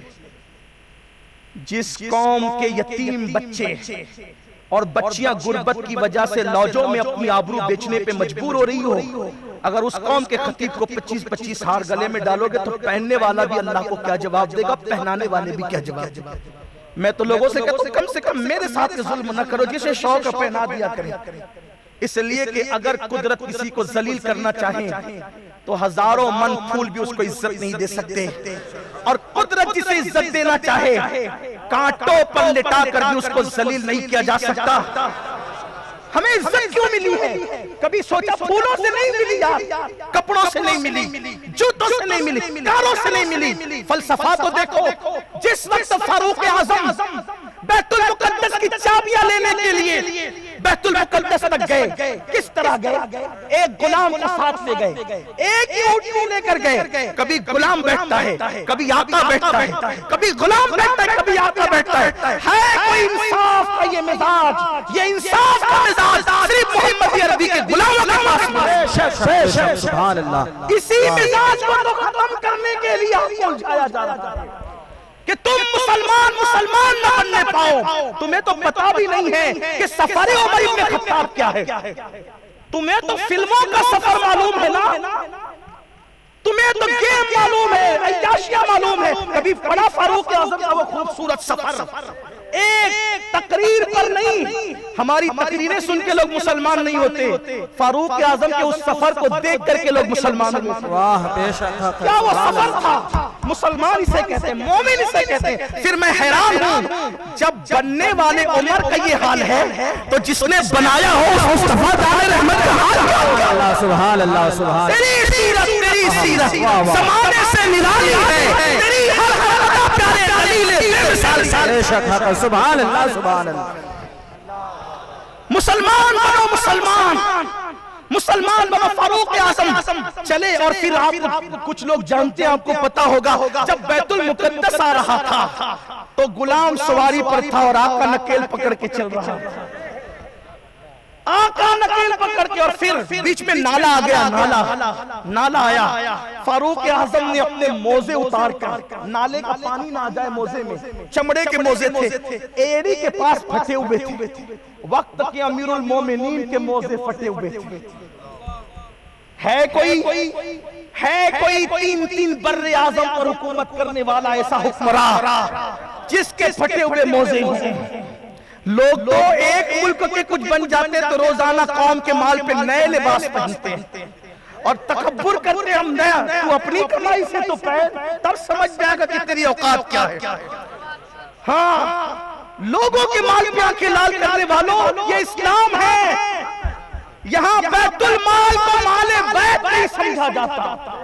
بیت المال کہتے ہیں مال کا گھر، اور مال بیت کو کہتے ہیں گھر کا مال۔ ہم گھر کا مال نہیں سمجھ، ہمارے یہاں بڑا انداز ہے حکومتوں کا بھی، اس کی طرف نہیں جاتا، اشارے دے کر گزر رہا ہوں اس لیے کہ گفتگو اب ختم ہونے پر آ رہی ہے۔ لیکن آپ کی توجہ چاہتا ہوں، فاروق اعظم نے موزے اتار کے کندھے پہ ڈال لیے۔ حضرت ابو عبیدہ ابن الجراح اور خالد بن ولید دونوں کان میں باتیں کر رہے تھے، امیر المومنین کیا کر رہے ہیں؟ پہلے تو غلام کو بٹھا کے لا رہے ہیں، پھر موزے اتار رہے ہیں، پھٹے ہوئے موزے پیر میں تھے، چھپ گئے تھے، کندھے پہ ڈال لیا تو وہ دکھ رہے ہیں۔ یہ لوگ کیا سمجھیں گے، اتنا بڑا مومنوں کا امیر، پھٹے ہوئے موزے، پیون والا لباس، ایک اونٹنی لے کے پیدل چلا رہا، وہ بھی نکیل تھام کے، چپکے سے گئے کان میں کہا، حضرت کیا کر رہے ہیں آپ؟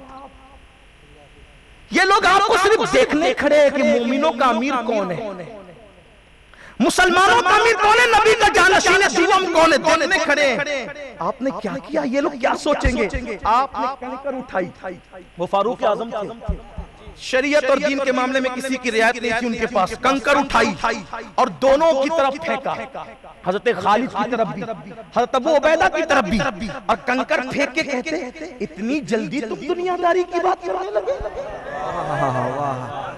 ابھی تو اللہ کے رسول کے مثال کو زیادہ عرصہ نہیں بیتا، حضور کے مثال کو زیادہ ٹائم نہیں گزرا، اتنی جلدی تم دنیا داری کی باتیں کرنے لگے؟ تم کہتے ہو میرے پھٹے ہوئے موزے دیکھ کے یہ کیا کہیں گے، میری خستہ اٹھنی دیکھ کر یہ کیا کہیں گے، میرے پیون کے لباس دیکھ کر یہ کیا کہیں گے؟ سنو، ہمیں عزت کپڑوں سے نہیں ملی، ہمیں عزت موزوں سے نہیں ملی، ہمیں عزت اٹھنیوں سے نہیں ملی، ہمیں عزت سواریوں سے نہیں ملی، مصطفیٰ جان رحمت کی غلامی نے ہمیں عزت عطا کی ہے۔ جب تک غلامی سلامت رہے گی مسلمانوں کو عزت ملتی رہے گی۔ اللہ اکبر، یا رسول اللہ، زندہ آباد، اعلیٰ حضرت، اعلیٰ حضرت۔ عزت چاہتے ہو نا، آؤ نبی کی غلامی کرو، حضور کی غلامی کرو۔ قرآن کہتا ہے وَلِلَّهِ الْعِزَّةُ وَلِرَسُولِهِ وَلِلْمُؤْمِنِينَ، عزت تو اللہ کے لیے ہے، عزت اللہ کے رسول کے لیے ہے، اور عزت نبی کے غلام مومنوں کے لیے ہے۔ نئی تجارت کرنے دینا چاہتے ہیں آپ کو، کیونکہ آپ کا کردار انقلاب برپا کرے گا۔ کیا کریں گے پھر؟ آپ کو محبت میں، وہی بات کر رہا تھا، بات سمیٹتے سمیٹتے، یہ محبت نہیں ہے، یہ زنا کا قاصد ہے، نفسانیت ہے، پاپ ہے، پاپ۔ محبت کسے کہتے ہیں؟ میں کہتا ہوں اگر محبت ہے ہوتی کسی لڑکے کے دل میں تو وہ کالج کی لڑکی سے ناجائز محبت کیوں کرتا؟ اس سے اس کی کوئی رشتہ داری نہیں، کوئی تعلقات نہیں، کوئی خاندانی تعلق کچھ نہیں، سب سے قریبی رشتہ کس کا ہے؟ ماں سے۔ ماں گھر میں تڑپ رہی ہے، کالج کی لڑکی سے محبت کر رہا ہے۔ جس کے دل میں محبت ہوگی یار، وہ پہلے اپنی ماں سے محبت کرے گا۔ سبحان اللہ۔ پتا چلا محبت نہیں ہے، نفسانیت ہے۔ باپ بیچارہ بوڑھا دوا کو پیسے مانگ رہا ہے، دینے تیار نہیں، اور لڑکی سے کہتا ہے کہ تو میرے ساتھ دوستی کر تو میں تجھے بالکل جو لیٹسٹ نیا موبائل ہے وہ تجھے گفٹ کروں گا۔ محبت نہیں ہے، اگر محبت ہوتی تو پہلے باپ کو خرچہ دیتا۔ اور سننا، آج کل کے نوجوان لڑکے اگر بہنوں تک آواز پہنچی تو ان سے کہنا چاہتا ہوں یہ بھوروں کی طرح خود غرض ہے، مطلب پرست ہے، تتلیوں سے بھی زیادہ خود غرض اور مطلب پرست ہے۔ جیسے پھول اور تتلیاں بھوروں کا، بھورے اور تتلیاں پھولوں کا رس چوس کر دوبارہ پھر اس پھول کی طرف رخ نہیں کرتے، ایسے یہ لڑکے محبت کا جھانسا دے کر لڑکیوں کی آبرو سے کھیل کر پھر دوبارہ کبھی آپ کا رخ بھی نہیں کرتے۔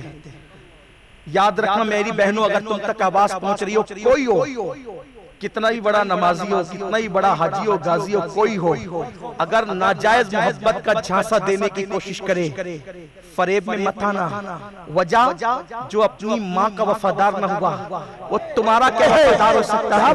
جو اپنے باپ کا وفادار نہ ہوا تمہارا کیا وفادار ہو سکتا ہے؟ اب آپ کو بتاؤں، جب مسلمان سے ناجائز محبت کی اجازت نہیں ہے تو دوسروں سے ناجائز تعلقات کی اجازت کیسے ہو سکتی ہے؟ اور ایک بات اپنے جوانوں سے کہتا ہوں، کبھی کسی کی زندگی سے کھیلنا مت۔ جوانی بہت شارٹ ٹائم کے لیے آتی، جوانی بہت شارٹ پیریڈ کے لیے آتی، کبھی مت کھیلنا کسی کی جوانی سے۔ حدیث پاک ہے اگر کوئی چڑیا کی زندگی سے بھی کھیلے، چڑیا کی زندگی سے، تو بھی اللہ کتنا بھی بڑا عبادت گزار ہو، عابد ہو، صوم و صلاۃ کا پابند ہو، چڑیا کی زندگی سے کھیلنے والا بھی جہنم میں جائے گا۔ حدیث پاک میں آیا ہے ایک بندہ ہے جو چڑیا سے کھیل رہا تھا، اور چڑیا سے کھیلتے کھیلتے چڑیا مر گئی۔ چڑیا سے کھیل رہا، اس سے کھیلتے کھیلتے، اگر چڑیا کھانے کے لیے ذبح کر رہا ہے، ضرورت ہے کھیلنا، چڑیا کی زندگی سے کھیل رہا، چڑیا مر گئی۔ اللہ کے رسول علیہ السلام فرماتے قیامت کے دن وہ چڑیا فریاد کرے گی، اس نے میری زندگی سے کھیلا تھا اور میں نے اپنی جان دے دی تھی، آج مجھے انصاف چاہیے۔ اس کی آواز میں اتنی کڑک ہوگی بجلیوں کی طرح کہ جس نے اس کی زندگی سے کھیلا تھا اس کے کان پھٹ جائیں۔ ایک معمولی سی چڑیا کی زندگی سے کھیلنے والا، یہاں پر اپنے بھائیوں سے بھی کہتا ہوں عورتوں کی زندگی سے مت کھیلو۔ سالن میں نمک زیادہ ہوتا ہے تو طلاق دیتے ہو، چھوٹی چھوٹی غلطیوں پہ طلاق دیتے ہو۔ اللہ کے رسول نے طلاق کو ناپسند کیا ہے۔ طلاق مرد نہیں دیتے، طلاق نامرد لوگ دیتے ہیں بلا وجہ۔ بلا وجہ طلاق دینے والا مرد نہیں ہے، نامرد ہے۔ آپ کہیں گے وہ نااہل تھی، نااہل تھی تو بھی نااہل تھا اس لیے چھوڑ دیا۔ اگر تو اہل ہوتا تو نااہل کے ساتھ نبھا کرتا، اسی کو کہتے ہیں اہل۔ وہ بری تھی تو اچھا تھا، تو نبھا کرتا۔ اگر کتا انسان کو کاٹتا ہے، اگر کتا انسان کو کاٹتا ہے، پلٹ کر انسان تو کتے کو نہیں کاٹتا نا۔ یہی تو انسان اور کتے میں فرق ہے۔ اگر بیوی منہ چلاتی تھی تو تو نے ہاتھ کیوں چلایا؟ اگر تو صبر کر لیتا بیوی کے منہ چلانے پر، تو میرے نبی نے فرمایا جو بیوی کی اذیت پہ صبر کرتا ہے اللہ اسے صبر ایوب کا ثواب عطا کرتا ہے۔ سبحان اللہ، سبحان اللہ۔ اور اپنی بہنوں سے بھی کہنا چاہتا ہوں خدا کے لیے چھوٹی چھوٹی باتیں گھر پہ آ کر مت بولا کرو، طلاق مت مانگا کرو۔ جو عورت اپنے شوہر سے طلاق مانگتی ہے اللہ اس پہ لعنت کرتا ہے، وہ عورت جہنمی ہے۔ نباہ کرو جتنا کر سکتے ہو۔ طلاق اللہ رسول کو ناپسند ہے۔ جس عورت نے اپنے شوہر کی تلخیوں پہ صبر کیا اللہ اسے جناب آسیہ کے صبر کا ثواب عطا فرماتا ہے۔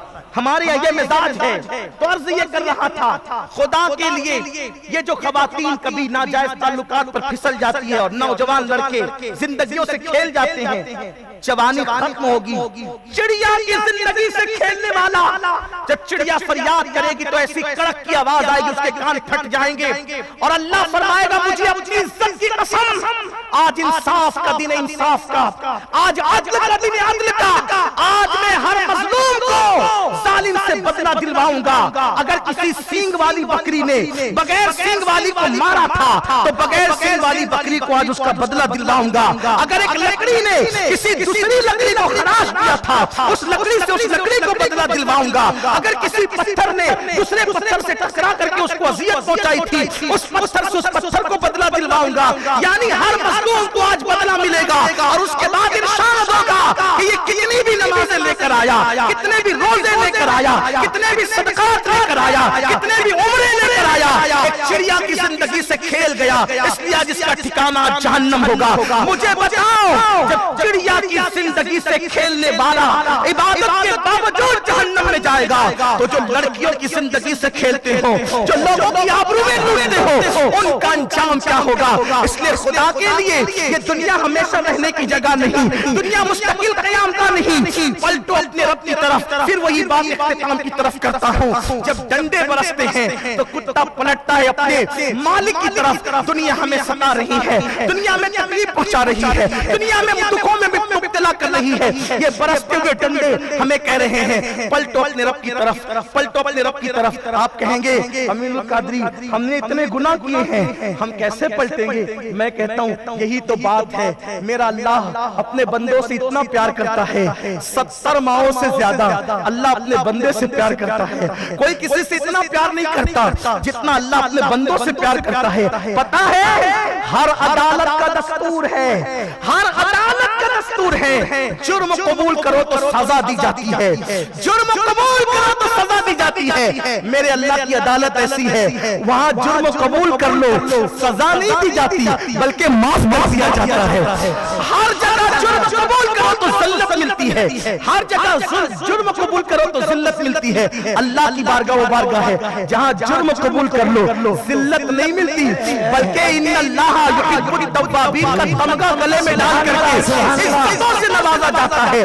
آؤ اپنے اللہ سے محبت کریں, گناہوں سے توبہ کریں, رب کی طرف پلٹ جائیں. اس لیے کہ میرے اللہ کا وعدہ ہے سبقت رحمتی علی غضبی, میری رحمت میرے غضب پر سبقت لے جا چکی ہے, میری رحمت میرے غضب پر سبقت لے گئی ہے. آؤ آؤ ففروا الی اللہ. کہاں جا رہے ہو, اس کے در پہ اس کے در پہ نہ بھٹکو, اپنے اللہ کی طرف آؤ. مصطفیٰ جان رحمت کا دامن پکڑو, رسول پاک کا وسیلہ پیش کرو اور اپنے اللہ کی بارگاہ میں توبہ کرو. بس آخری بات, اگر توبہ کر لو گے نا تو میرا اللہ معاف کر دے گا.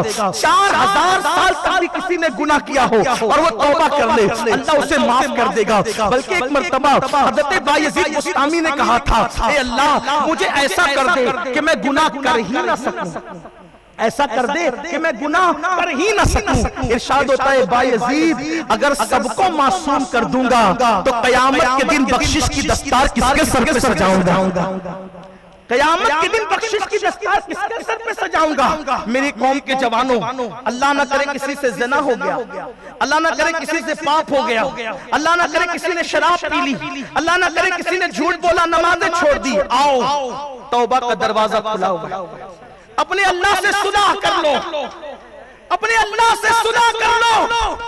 اور لوگوں کے پاس جاؤ گے تو ذلیل کیے جاؤ گے, پلٹو. لیکن یاد رکھنا جو آخری بات توبہ کی کہنا چاہتا ہوں یہ, جلدی میں گزر رہا ہوں جلدی سے کیونکہ وقت بہت ہوا ہے, لیکن سن لے توبہ کا مطلب کان کھینچنا نہیں, توبہ کا مطلب گال پیٹنا نہیں, توبہ کا مطلب یہ ہے گناہ سے ہجرت کرنا یعنی گناہ چھوڑ دینا, یہ توبہ ہے. مطلب جیسے بکری کے تھن سے دودھ نکل کر دوبارہ پھر اسی راستے سے اسی سوراخ سے بکری کے تھن میں دودھ نہیں جاتا, ایسے ہی جو گناہ سے توبہ کر کے پھر گناہ کی طرف نہ جائے, ایسی توبہ کرنے والے کو اللہ اپنا ولی بنا لیتا.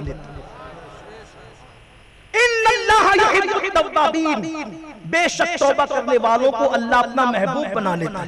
کوئی توبہ کرے, کبھی توبہ کرے, توبہ کا دروازہ کھلا ہے, کھلا ہے. کب تک کھلا ہے؟ جب تک روح حلق میں نہیں اٹک جاتی تب تک توبہ کا دروازہ کھلا ہے. لیکن جب موت آئے گی روح حلق میں اٹک جائے گی, توبہ کرو گے پھر توبہ کا دروازہ آپ کے لیے بند ہو جائے گا. ایک مجذوب بزرگ تھے, مجذوب اعلان کرتے تھے لوگوں اللہ سے صلح کر لو, لوگوں اللہ سے صلح کر لو, لوگوں اللہ سے صلح کر لو. قبرستان میں دیکھے گئے تو کہتے تھے اللہ ان قبر والوں سے صلح کر لے، ان قبر والوں سے صلح کر لے۔ لوگوں نے کہا بابا بستی میں الگ کہتے ہو، قبرستان میں الگ کہتے ہو؟ تو کہا کہ جب تک انسان زندہ ہوتا ہے، زندہ انسان، اللہ اس سے کہتے ہیں بندے توبہ کر میں تجھے معاف کر دوں گا، لیکن جب انسان مر کر عذاب میں گرفتار ہو جاتا ہے تب بندہ کہتا ہے توبہ توبہ، اللہ کہتا ہے اب توبہ کا دروازہ بند ہو گیا۔ بلکہ میرا اللہ تو اتنا پیار کرتا ہے میرے عزیز بھائی، بالخصوص میرے جوانوں، جوانی کی توبہ اللہ کو بہت پسند ہے۔ جب کوئی جوان توبہ کرتا ہے تو 40 دن تک آسمانوں میں نور کی قندیل، سبحان اللہ، 40 دن تک نور کی قندیل جلائی جاتی ہے آسمانوں میں۔ فرشتے ایک دوسرے سے پوچھتے ہیں قندیل کیوں ہے؟ تو جواب ملتا ہے آج ایک جوان نے توبہ کی تھی، اس خوشی میں نور کی قندیلیں روشن کی گئی ہے۔ آؤ ہر رات آخری پہر، رات کے آخری حصے میں میرا اللہ اپنے بندوں کے دروازے دل پہ دستک دے کر کہتا ہے رات کے پاپیوں، رات کے گنہگاروں، صبح ہونے سے پہلے پہلے توبہ کر لو تاکہ میں تمہیں معاف کر دوں۔ اور ہر دن کو عصر کے وقت سورج غروب ہوتے وقت اللہ اپنے بندے سے کہتا ہے میرے بندو، اے دن کے گنہگاروں مجرموں، آؤ توبہ کر لو تاکہ میں تمہیں معاف کر دوں۔ اگر اجازت ہو ایک حدیث پڑھنا چاہتا ہوں اپنے الفاظ کے جامع میں، مجھے پتا ہے بہت دیر سے بیٹھے ہو لیکن ایک حدیث پڑھ دینا چاہتا ہوں اگر آپ سننا چاہتے ہیں تو۔ حدیث پاک کا مفہوم اپنے الفاظ کے جامع میں توبہ کے حوالے سے کیسے کیسوں کو خدا معاف کرتا ہے، اتنا سننے بات مکمل ہوگی انشاءاللہ۔ پھر اللہ تعالیٰ نے زندگی جسے دی ہے کسے دی ہے پتا نہیں، ہمیں نہیں معلوم کون کس سے ملتا ہے۔ غالب کہتے ہیں آہ کو چاہیے ایک عمر اثر ہونے تک، کون جیتا ہے تیری زلف کے سر ہونے تک، خدا جانے کس کی زندگی کتنی ہے لیکن میرے دل کا درد اللہ کرے کسی کے دروازے دل پہ دستک ہو جائے۔ مسلمان جوانوں، قیمتی سرمایہ ہو تم اپنی قوم کا، گناہ سے نکل جاؤ، توبہ کر لو، اپنی قوم کے لیے کچھ کرو، کچھ پڑھو، کچھ ترقی کرو۔ اگر تم اس لیے تجارت کرو گے نا کہ میں خود مالدار بن کر غریب کی مدد کروں گا تو تمہارا تجارت کرنا بھی عبادت ہے۔ تم اس لیے پڑھو گے نا کہ پڑھ کے اپنی قوم کا نام روشن کروں گا تو تمہارا فزکس پڑھنا، سائنس پڑھنا بھی عبادت بن جائے گا۔ نیتوں پر دار و مدار ہے، اپنی قوم کے لیے کچھ کرو۔ شراب کے اڈوں پہ جا کر قوم کو بدنام کرنے کی سوا تمہیں کچھ نہیں ملے گا۔ لوگ تو تمہیں ذلیل دیکھنا چاہتے ہیں نا، ایسا مت کرو، خدا کے لیے پلٹو، اب اللہ کی طرف پلٹو۔ میرے اللہ کی چادر رحمت میں بڑی وسعتیں ہیں، ارے بلکہ نبی کی چادر رحمت کا حال یہ ہے کہ جرم کھلتے جائیں گے اور وہ چھپاتے جائیں گے۔ اللہ اکبر، اللہ اکبر۔ آؤ ایک بات کہتا ہوں، توبہ کرنے والے کی رسول اللہ کا در پاک ہے، رسول اللہ کا در پاک ہے، مصطفیٰ کریم کا در اقدس ہے، اور اس دروازے پر ایک جوان اپنے سر پہ خاک ڈال رہا ہے۔ حدیث پاک کو اپنے الفاظ کے جامع میں پیش کر رہا ہوں بطور مفہوم۔ ایک جوان دروازے رسول پہ بیٹھ کے، در رسول پہ بیٹھ کے اپنے سر پہ خاک ڈال رہا ہے۔ فاروق اعظم رسول اللہ کے در پاک کی طرف بڑھتے ہیں، اس جوان کو روتا دیکھا۔ فاروق اعظم نے پوچھا اے جوان تو کیوں رو رہا ہے، تیرے رونے کی وجہ کیا ہے؟ وہ جوان کہتا ہے اے عمر ایک احسان کرو، میرے آقا کی بارگاہ میں میری سفارش کر دو کہ یا رسول اللہ ایک بڑا مجرم آیا ہے، پاپی آیا ہے، گنہگار آیا ہے، آقا وہ توبہ کرنا چاہتا ہے، معافی طلب کرنا چاہتا ہے اللہ سے، آپ دعا کر دے کہ اللہ اسے معاف کر دے۔ میرا منہ دکھانے کی حضور کی بارگاہ میں میری ہمت نہیں ہے، آپ سفارش کر دیں۔ فاروق اعظم پہنچے اور پہنچنے کے بعد عرض کیا آقا ایک جوان ہے جو آپ کی چوکھٹ پہ بیٹھ کر اپنے سر پہ خاک ڈال رہا ہے، آقا وہ مجرم ہے، وہ گنہگار ہے، آقا توبہ کرنا چاہتا ہے۔ سرکار نے فرمایا عمر بلاؤ اس کو۔ فاروق اعظم نے اسے بلایا، وہ جوان آیا، گردن جھکا کے کہنے لگا یا رسول اللہ میرے ماں باپ آپ پہ قربان، حضور مجھ سے بہت بڑا بڑا گناہ ہو گیا، بس آپ اتنی دعا کر دیں اللہ مجھے معاف کر دے، اللہ میری مغفرت فرما دے۔ میرے آقا نے، کریم آقا نے، بندہ پرور آقا نے فرمایا اے جوان تجھ سے کیا گناہ ہوا، بتا تجھ سے کیا گناہ ہوا۔ عرض کی آقا ہمت نہیں ہے زبان میں کہ آپ سے عرض کر سکوں کہ میں نے کیا گناہ کیا ہے۔ میرے کریم آقا کو چونکہ قیامت تک اپنی امت کو کچھ پیغام دینا تھا۔ دیکھو نبی کے ہر کام میں حکمت ہے، اس سے غلط مطلب مت نکالا کرو ورنہ کلمہ پڑھ کر بھی تمہارا کلمہ تمہیں کام نہیں آئے گا۔ نبی کو یہ نہیں معلوم، نبی کو وہ نہیں معلوم، نبی نے ایسا کیوں پوچھا، نبی نے ویسا کیوں پوچھا۔ تو نے کلمہ پڑھا ہے کہ تو نے دشمنی کی ہے، یاد رکھو نبی پہ اعتراض مت کیا کرو، رسول اللہ کی حدیث کے غلط مطلب مت نکالا کرو۔ صحابہ کی بولی بولو، یہودیوں کی بولی مت بولو۔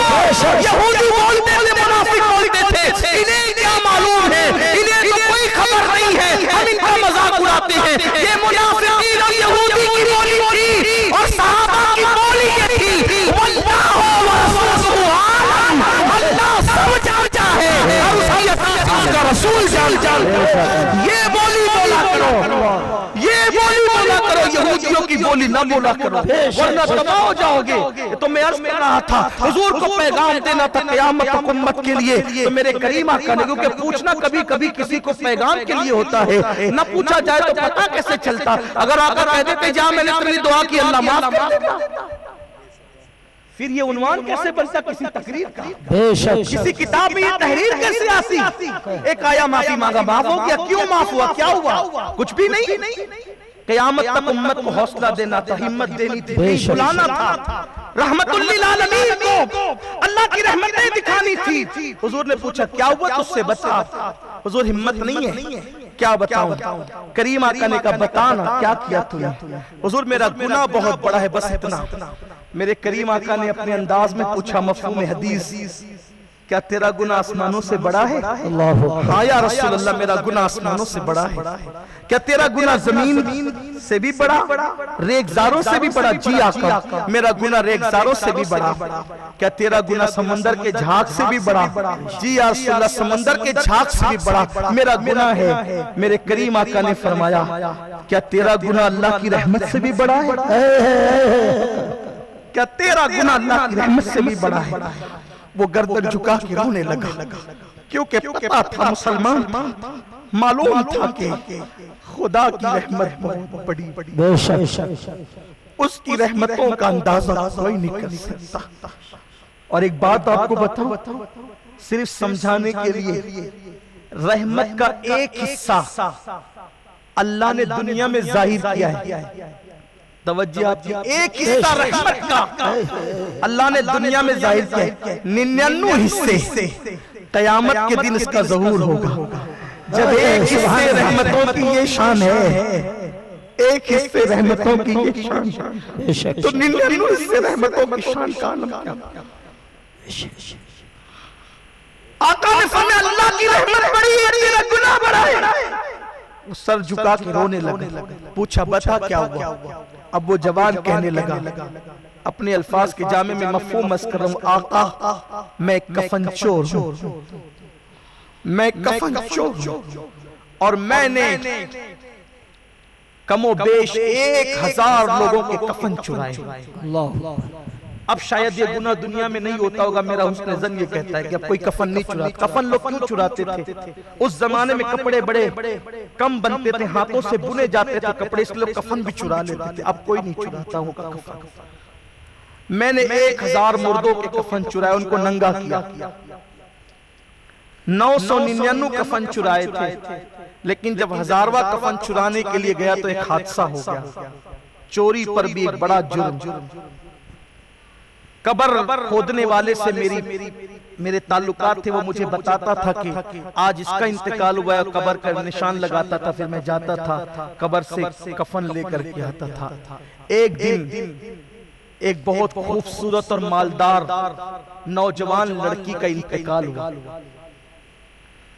قبر کھودنے والے نے مجھ سے کہا کہ آج لڑکی جو جس کا انتقال ہوا ہے بہت مالدار ہے، اور وہ مالدار لڑکی کو بڑا قیمتی کفن دیا جا رہا ہے۔ میں نے سوچا کہ آج تو ضرور جانا۔ رات کے وقت جب قبرستان میں سناٹا تھا، اس سناٹے کی حالت میں قبروں کے اندر قبرستان میں داخل ہوا. میرا ذوق کہتا ہے کہ وہ چاند کی دودیا روشنی، قبرستان کا سناٹا. جب وہ دبے پیر قبرستان میں داخل ہوا تو اس نے قبر سے مٹی ہٹائی، قبر میں داخل ہوا اور جلدی جلدی اس نے کفن نکالا. کفن نکالنے کے بعد جب وہ لپیٹ کر جانے لگا تو چاند کی دودیا روشنی اس لڑکی کے بغیر کفن والے جسم پر پڑ رہی تھی. چاند کی دودیا روشنی میں اس لڑکی کا جسم بغیر کفن کی کیسا نظر آ رہا ہوگا. اس پر زبان حیا چپ ہے کہ کوئی تفسیرہ نہیں کیا جا سکتا، لیکن اہل دانش ضرور سمجھ سکتے کہ کیفیت کیا ہوگی. ایسے میں وہ شخص کہتا ہے آقا مجھ پر شیطان نے غلبہ کیا اور میں نے قبر کے اندر سے اس لڑکی کو نکالا اور قبرستان میں قبروں کے درمیان اس مردہ لڑکی کے ساتھ بدکاری کی، زنا کیا. العیاذ باللہ. زندہ کے ساتھ زنا کرنے کا جو وبال ہے، فرمایا گیا زنا کرنے والا اگر 7 سمندروں کے پانی سے نہا لے تب بھی اس کا باطن کبھی پاک نہیں ہو سکتا. 7 سمندروں کا پانی بھی اس کے باطن کو، اس کے اندرون کو، اس کے دل کو جو اس پہ گناہ کا دھبا لگ گیا پاک نہیں کر سکتا. اور زنا کرنے کے بعد جب زانی غسل کرتا ہے تو جتنے غسل کے قطرے ٹپکتے ہیں ہر قطرے سے شیطان پیدا کیے جاتے ہیں اور وہ شیطان قیامت تک کے پاپ کرتے رہیں گے، جرائم کرتے رہیں گے اور اس کا گناہ اس کے نام اعمال میں لکھا جائے گا. جس کے زنا کے غسل سے وہ شیطان پیدا ہوئے ہیں. اور سن لو جو زنا کرے اور توبہ نہ کرے اس کے زنا کا وبال قیامت تک اس کے بچوں کو ملتا رہے گا، اس کی نسلوں کو ملتا رہے گا. اسی کو کہتے ہیں لمحوں کے گناہوں نے صدیوں کی سزا پائی. کچھ لوگ کہتے ہیں نا مولانا نماز بھی پڑھتے حج بھی کیا لیکن پریشان رہتے ہیں کہ تمہارے باپ داداؤں نے زنا تو نہیں کیا اور بغیر توبہ کے مر تو نہیں گئے. یاد رکھنا آج مغلوں کی اولاد اگر ٹھیلے ڈھکیل رہی ہے ذرا دیکھ لے تاریخ کو. دولت کے نشے میں اللہ کے غضب کو چیلنج کرنے والوں اگر آج بادشاہوں کی اولادیں ٹھیلا ڈھکیل رہی ہے، مغل خاندان کی تاریخ پڑھو آپ کو پتا چلے گا کیا کچھ انہوں نے نہیں کیا. نیک بھی تھے بد بھی تھے لیکن یاد رکھنا اللہ اکبر گناہوں کی سزا بھی نسلوں تک پہنچتی ہے اور نیکیوں کی جزا بھی نسلوں تک پہنچتی ہے. آپ کیا سمجھتے ہیں یہ جو سیدوں پر قیامت تک کے سیدوں پر اللہ نے جہنم کی آگ حرام کی ہے اس کی وجہ کیا ہے؟ میرے آقا فرماتے ہیں کہ جس فاطمہ نے اپنی طہارت کی ایسی حفاظت کی کہ اللہ نے اس کے تقوی کی برکت سے قیامت تک اس کی اولاد پر جہنم کی آگ حرام فرما دیا. ایک ماں کا تقوی قیامت تک سیدوں کو کام آ رہا. جیسا تقوی ہوگا ویسے اس کی برکت ہوگی. کسی کی تقوی کی برکت چند نسلوں تک ہوگی، کسی کی تقوی کی برکت چند پشتوں تک ہوگی. قرآن کہتا اٹھا کر دیکھیں کہ حضرت موسیٰ و خضر علیہ السلام نے جو یتیموں کی دیوار تعمیر کی تھی یہی تو کہا تھا کہ اس کا باپ نیک تھا. 10 پشتوں پر نیک تھا، کسی نے 17 پشتوں پر لکھا نیک تھا. یہ نیکی کی برکتیں ملتی رہتی ہے. جوانی کے غرور میں، دولت کے نشے میں، گھمنڈ میں گناہ کرنے والوں لمحے کے لیے گناہ کرو گے نسلیں برباد ہوں. اس لیے توبہ کر لو تو والوں کو بخشا جائے گا، توبہ کرنے والوں کو معافی ملے گی. وہ جوان کہتا ہے آقا میں نے اس مردہ لڑکی کے ساتھ قبرستان میں زنا اور بدی کی. جب میں اس سے بدی کر چکا تو وہ لڑکی کھڑی ہو گئی اٹھ کر اور اس نے کہا بدبخت، او بدبخت اللہ تجھے تباہ کرے، تجھے برباد کرے، اللہ تجھے کبھی معاف نہ کرے. تو نے مجھے ناپاک کر دیا، میں ان مردوں کے درمیان کیا منہ لے کر کے رہوں گی. میں بھاگا. پھر اس کے بعد وہ لڑکی مجھے نہیں دکھتی ہے لیکن میری کانوں میں اب تک اس کی آوازیں آتی ہیں. میں بے چین ہوں، نہ دن کو چین نہ رات کو چین. چین ہی نہیں ہے، سکون ہی نہیں ہے. آقا میں توبہ کرنا چاہتا ہوں، حضور سفارش کریں اللہ مجھے معاف کرے. کہتے ہیں جو جتنا بڑا عالم ہوگا وہ اتنا اللہ سے ڈرنے والا ہوگا. بے شک بڑے مدرسے کا سرٹیفکیٹ بڑا عالم نہیں بناتا. اللہ کی جتنی زیادہ خشیت آپ کے دل میں ہوگی اتنا بڑا عالم آپ کہلائیں گے. انما یخشی اللہ من عبادہ العلماء. اور اللہ کے نبی سے بڑھ کر کائنات میں کوئی عالم نہیں. وہ سب سے بڑے عالم ہے کائنات کے, معلم کائنات, معلم انسانیت ہے وہ. اس لیے وہ جتنا اللہ سے ڈرتے ہیں ان سے زیادہ کوئی اللہ سے نہیں ڈرتا. تو جب اس نے کہا کہ اس لڑکی کے ساتھ میں نے بدی کی تو حضور پر خوف کی کیفیت, اللہ کی خشیت کی کیفیت غالب ہوئی. حضور کے دل میں اللہ کا اتنا خوف تھا. ام المومنین حضرت عائشہ صدیقہ فرماتی ہیں کہ جب میرے آقا نماز پڑھاتے تھے تو تیسری چوتھی صف تک حضور کے دل کی دھک دھک کرنے کی آواز ہوتی. میں نے پوچھا آقا یہ آواز آپ کے سینے سے جو نماز کی حالت میں نکلتی ہے یہ کیا ہے؟ فرماتے عائشہ تجھے نہیں پتا کہ میں کتنی بڑی بارگاہ میں کھڑے رہتا ہوں, اللہ کے خوف سے وہ آواز نکلتی ہے جو تم سنتی ہو. کاش ہماری نمازوں کا بھی کچھ کیا ٹھکانہ کیا حال. موبائل کے تصور میں, بیوی بچوں کے تصور میں, دنیا کے تصور میں پوری پوری نماز ہو جاتی, جسم کھجاتے پوری نماز ہو جاتی. تو جتنا خوف ہوگا اتنی عزت ہے. بلکہ میرے آقا نے تو یہاں تک فرمایا جو راتوں کو اپنے گناہوں کو یاد کر کے تنہائی میں روتا ہے اللہ ان بندوں کو بے حساب جنت میں داخل کرے, اس سے حساب نہیں لیا جائے گا. تو آقا علیہ السلام پہ اللہ کا خوف غالب آیا.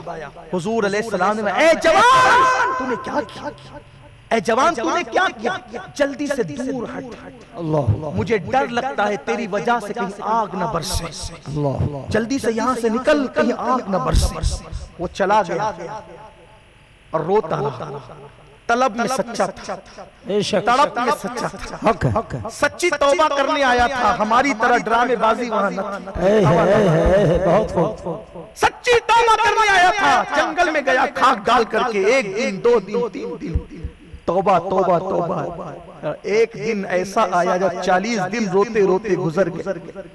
40 دن روتے روتے گزر گئے تو آسمان کی طرف دیکھ کر کہتا ہے اے اللہ میرا گناہ تیری رحمت سے بڑا تو نہیں, میرا گناہ تیری رحمت. حضور ہی نے یہ بات کی, یہ تصور تو حضور نے کیا صلی اللہ علیہ وسلم. میرا گناہ تیری رحمت سے بڑا تو نہیں, اور اگر میرا گناہ تیری رحمت سے بڑا ہو گیا ہے تو پھر مجھے اتنا بڑا عذاب دے کہ تو نے کسی کو نہیں دیا, نہ مجھ سے پہلے کسی کو دیا, نہ میرے بعد کسی کو مت دینا. اتنا بڑا عذاب دے اگر میرا گناہ تیری رحمت سے بڑا ہو گیا. اور ایسا نہیں ہے اور ہرگز نہیں ہے, بے شک تیری رحمت ہی بڑی ہے. تو اپنے محبوب کو بتا دے کہ تو نے مجھے معاف کر دیا. سبحان اللہ. اگر میرا گناہ تیری رحمت سے بڑا نہیں ہے اور ہرگز نہیں ہے اور یقیناً نہیں ہے تو تم اپنے محبوب کو بتا دے کہ تو نے مجھے بخش دیا. ادھر اس کے یہ جملے نکلنے تھے, ادھر بلبل سدرہ میرے آقا کی بارگاہ میں حاضر ہوئے اور عرض کیا یا رسول اللہ, اللہ آپ کو سلام کہتا ہے اور فرماتا ہے کہ اللہ نے اس کفن چور کو بخش دیا. اللہ نے اس کفن چور کو بخش دیا ہے. حضور علیہ السلام کی خوشی میں آنسو نکل گئے. فرمایا وہ کفن چور بخشا گیا, جبریل وہ کفن چور بخشا گیا. ہاں وہ بخش دیا گیا, وہ بخشا گیا, ہاں وہ بخش دیا گیا. اور صرف وہی نہیں بخشا گیا, صرف وہی نہیں بخشا گیا, اللہ نے آپ کی خاطر آپ سے وعدہ کیا ہے اگر آپ کا کوئی امتی اس سے بڑا بھی گناہ کرے اور سچی توبہ کر لے تو اللہ نے اس امتی کو بھی بخش دے. آؤ میری قوم کے جوانوں, مجھے یقین ہے کہ اس مجمع میں شاید کوئی ایسا گنہگار تو نہیں ہوگا جو گناہ اس نے کی. جب اللہ اس کو بخش دے رہا ہے اس کی بخشش ہو رہی ہے, ہماری بھی بخشش ہوگی. توبہ کر لو, پلٹ جاؤ, حالات بدل جائیں گے, دنیا میں انقلاب آئے گا. ستانے والے غلامی پہ مجبور ہو جائیں گے. راتوں کو کچھ ٹائم نکال کر اللہ کی بارگاہ میں رو لیا کریں اپنے گناہوں پر. بستر پہ جانے سے پہلے توبہ کر لیا کریں. اور یاد رکھنا سفر میں رہو, گھر میں رہو, کہیں رہو, کبھی زندگی میں نماز مت چھوڑنا, نماز کی پابندی کرتے رہنا. اس لیے کہ قیامت کے دن سب سے پہلے نماز کے بارے میں پوچھا جائے گا. نماز میں کبھی سستی مت کرنا. اگر اللہ رسول سے تعلق بڑھانا ہے سجدے کو لازم پکڑو. اللہ سے تعلق بڑھانا ہے سجدے کو لازم پکڑو. رسول اللہ سے تعلق بڑھانا ہے درود شریف کو لازم پکڑو.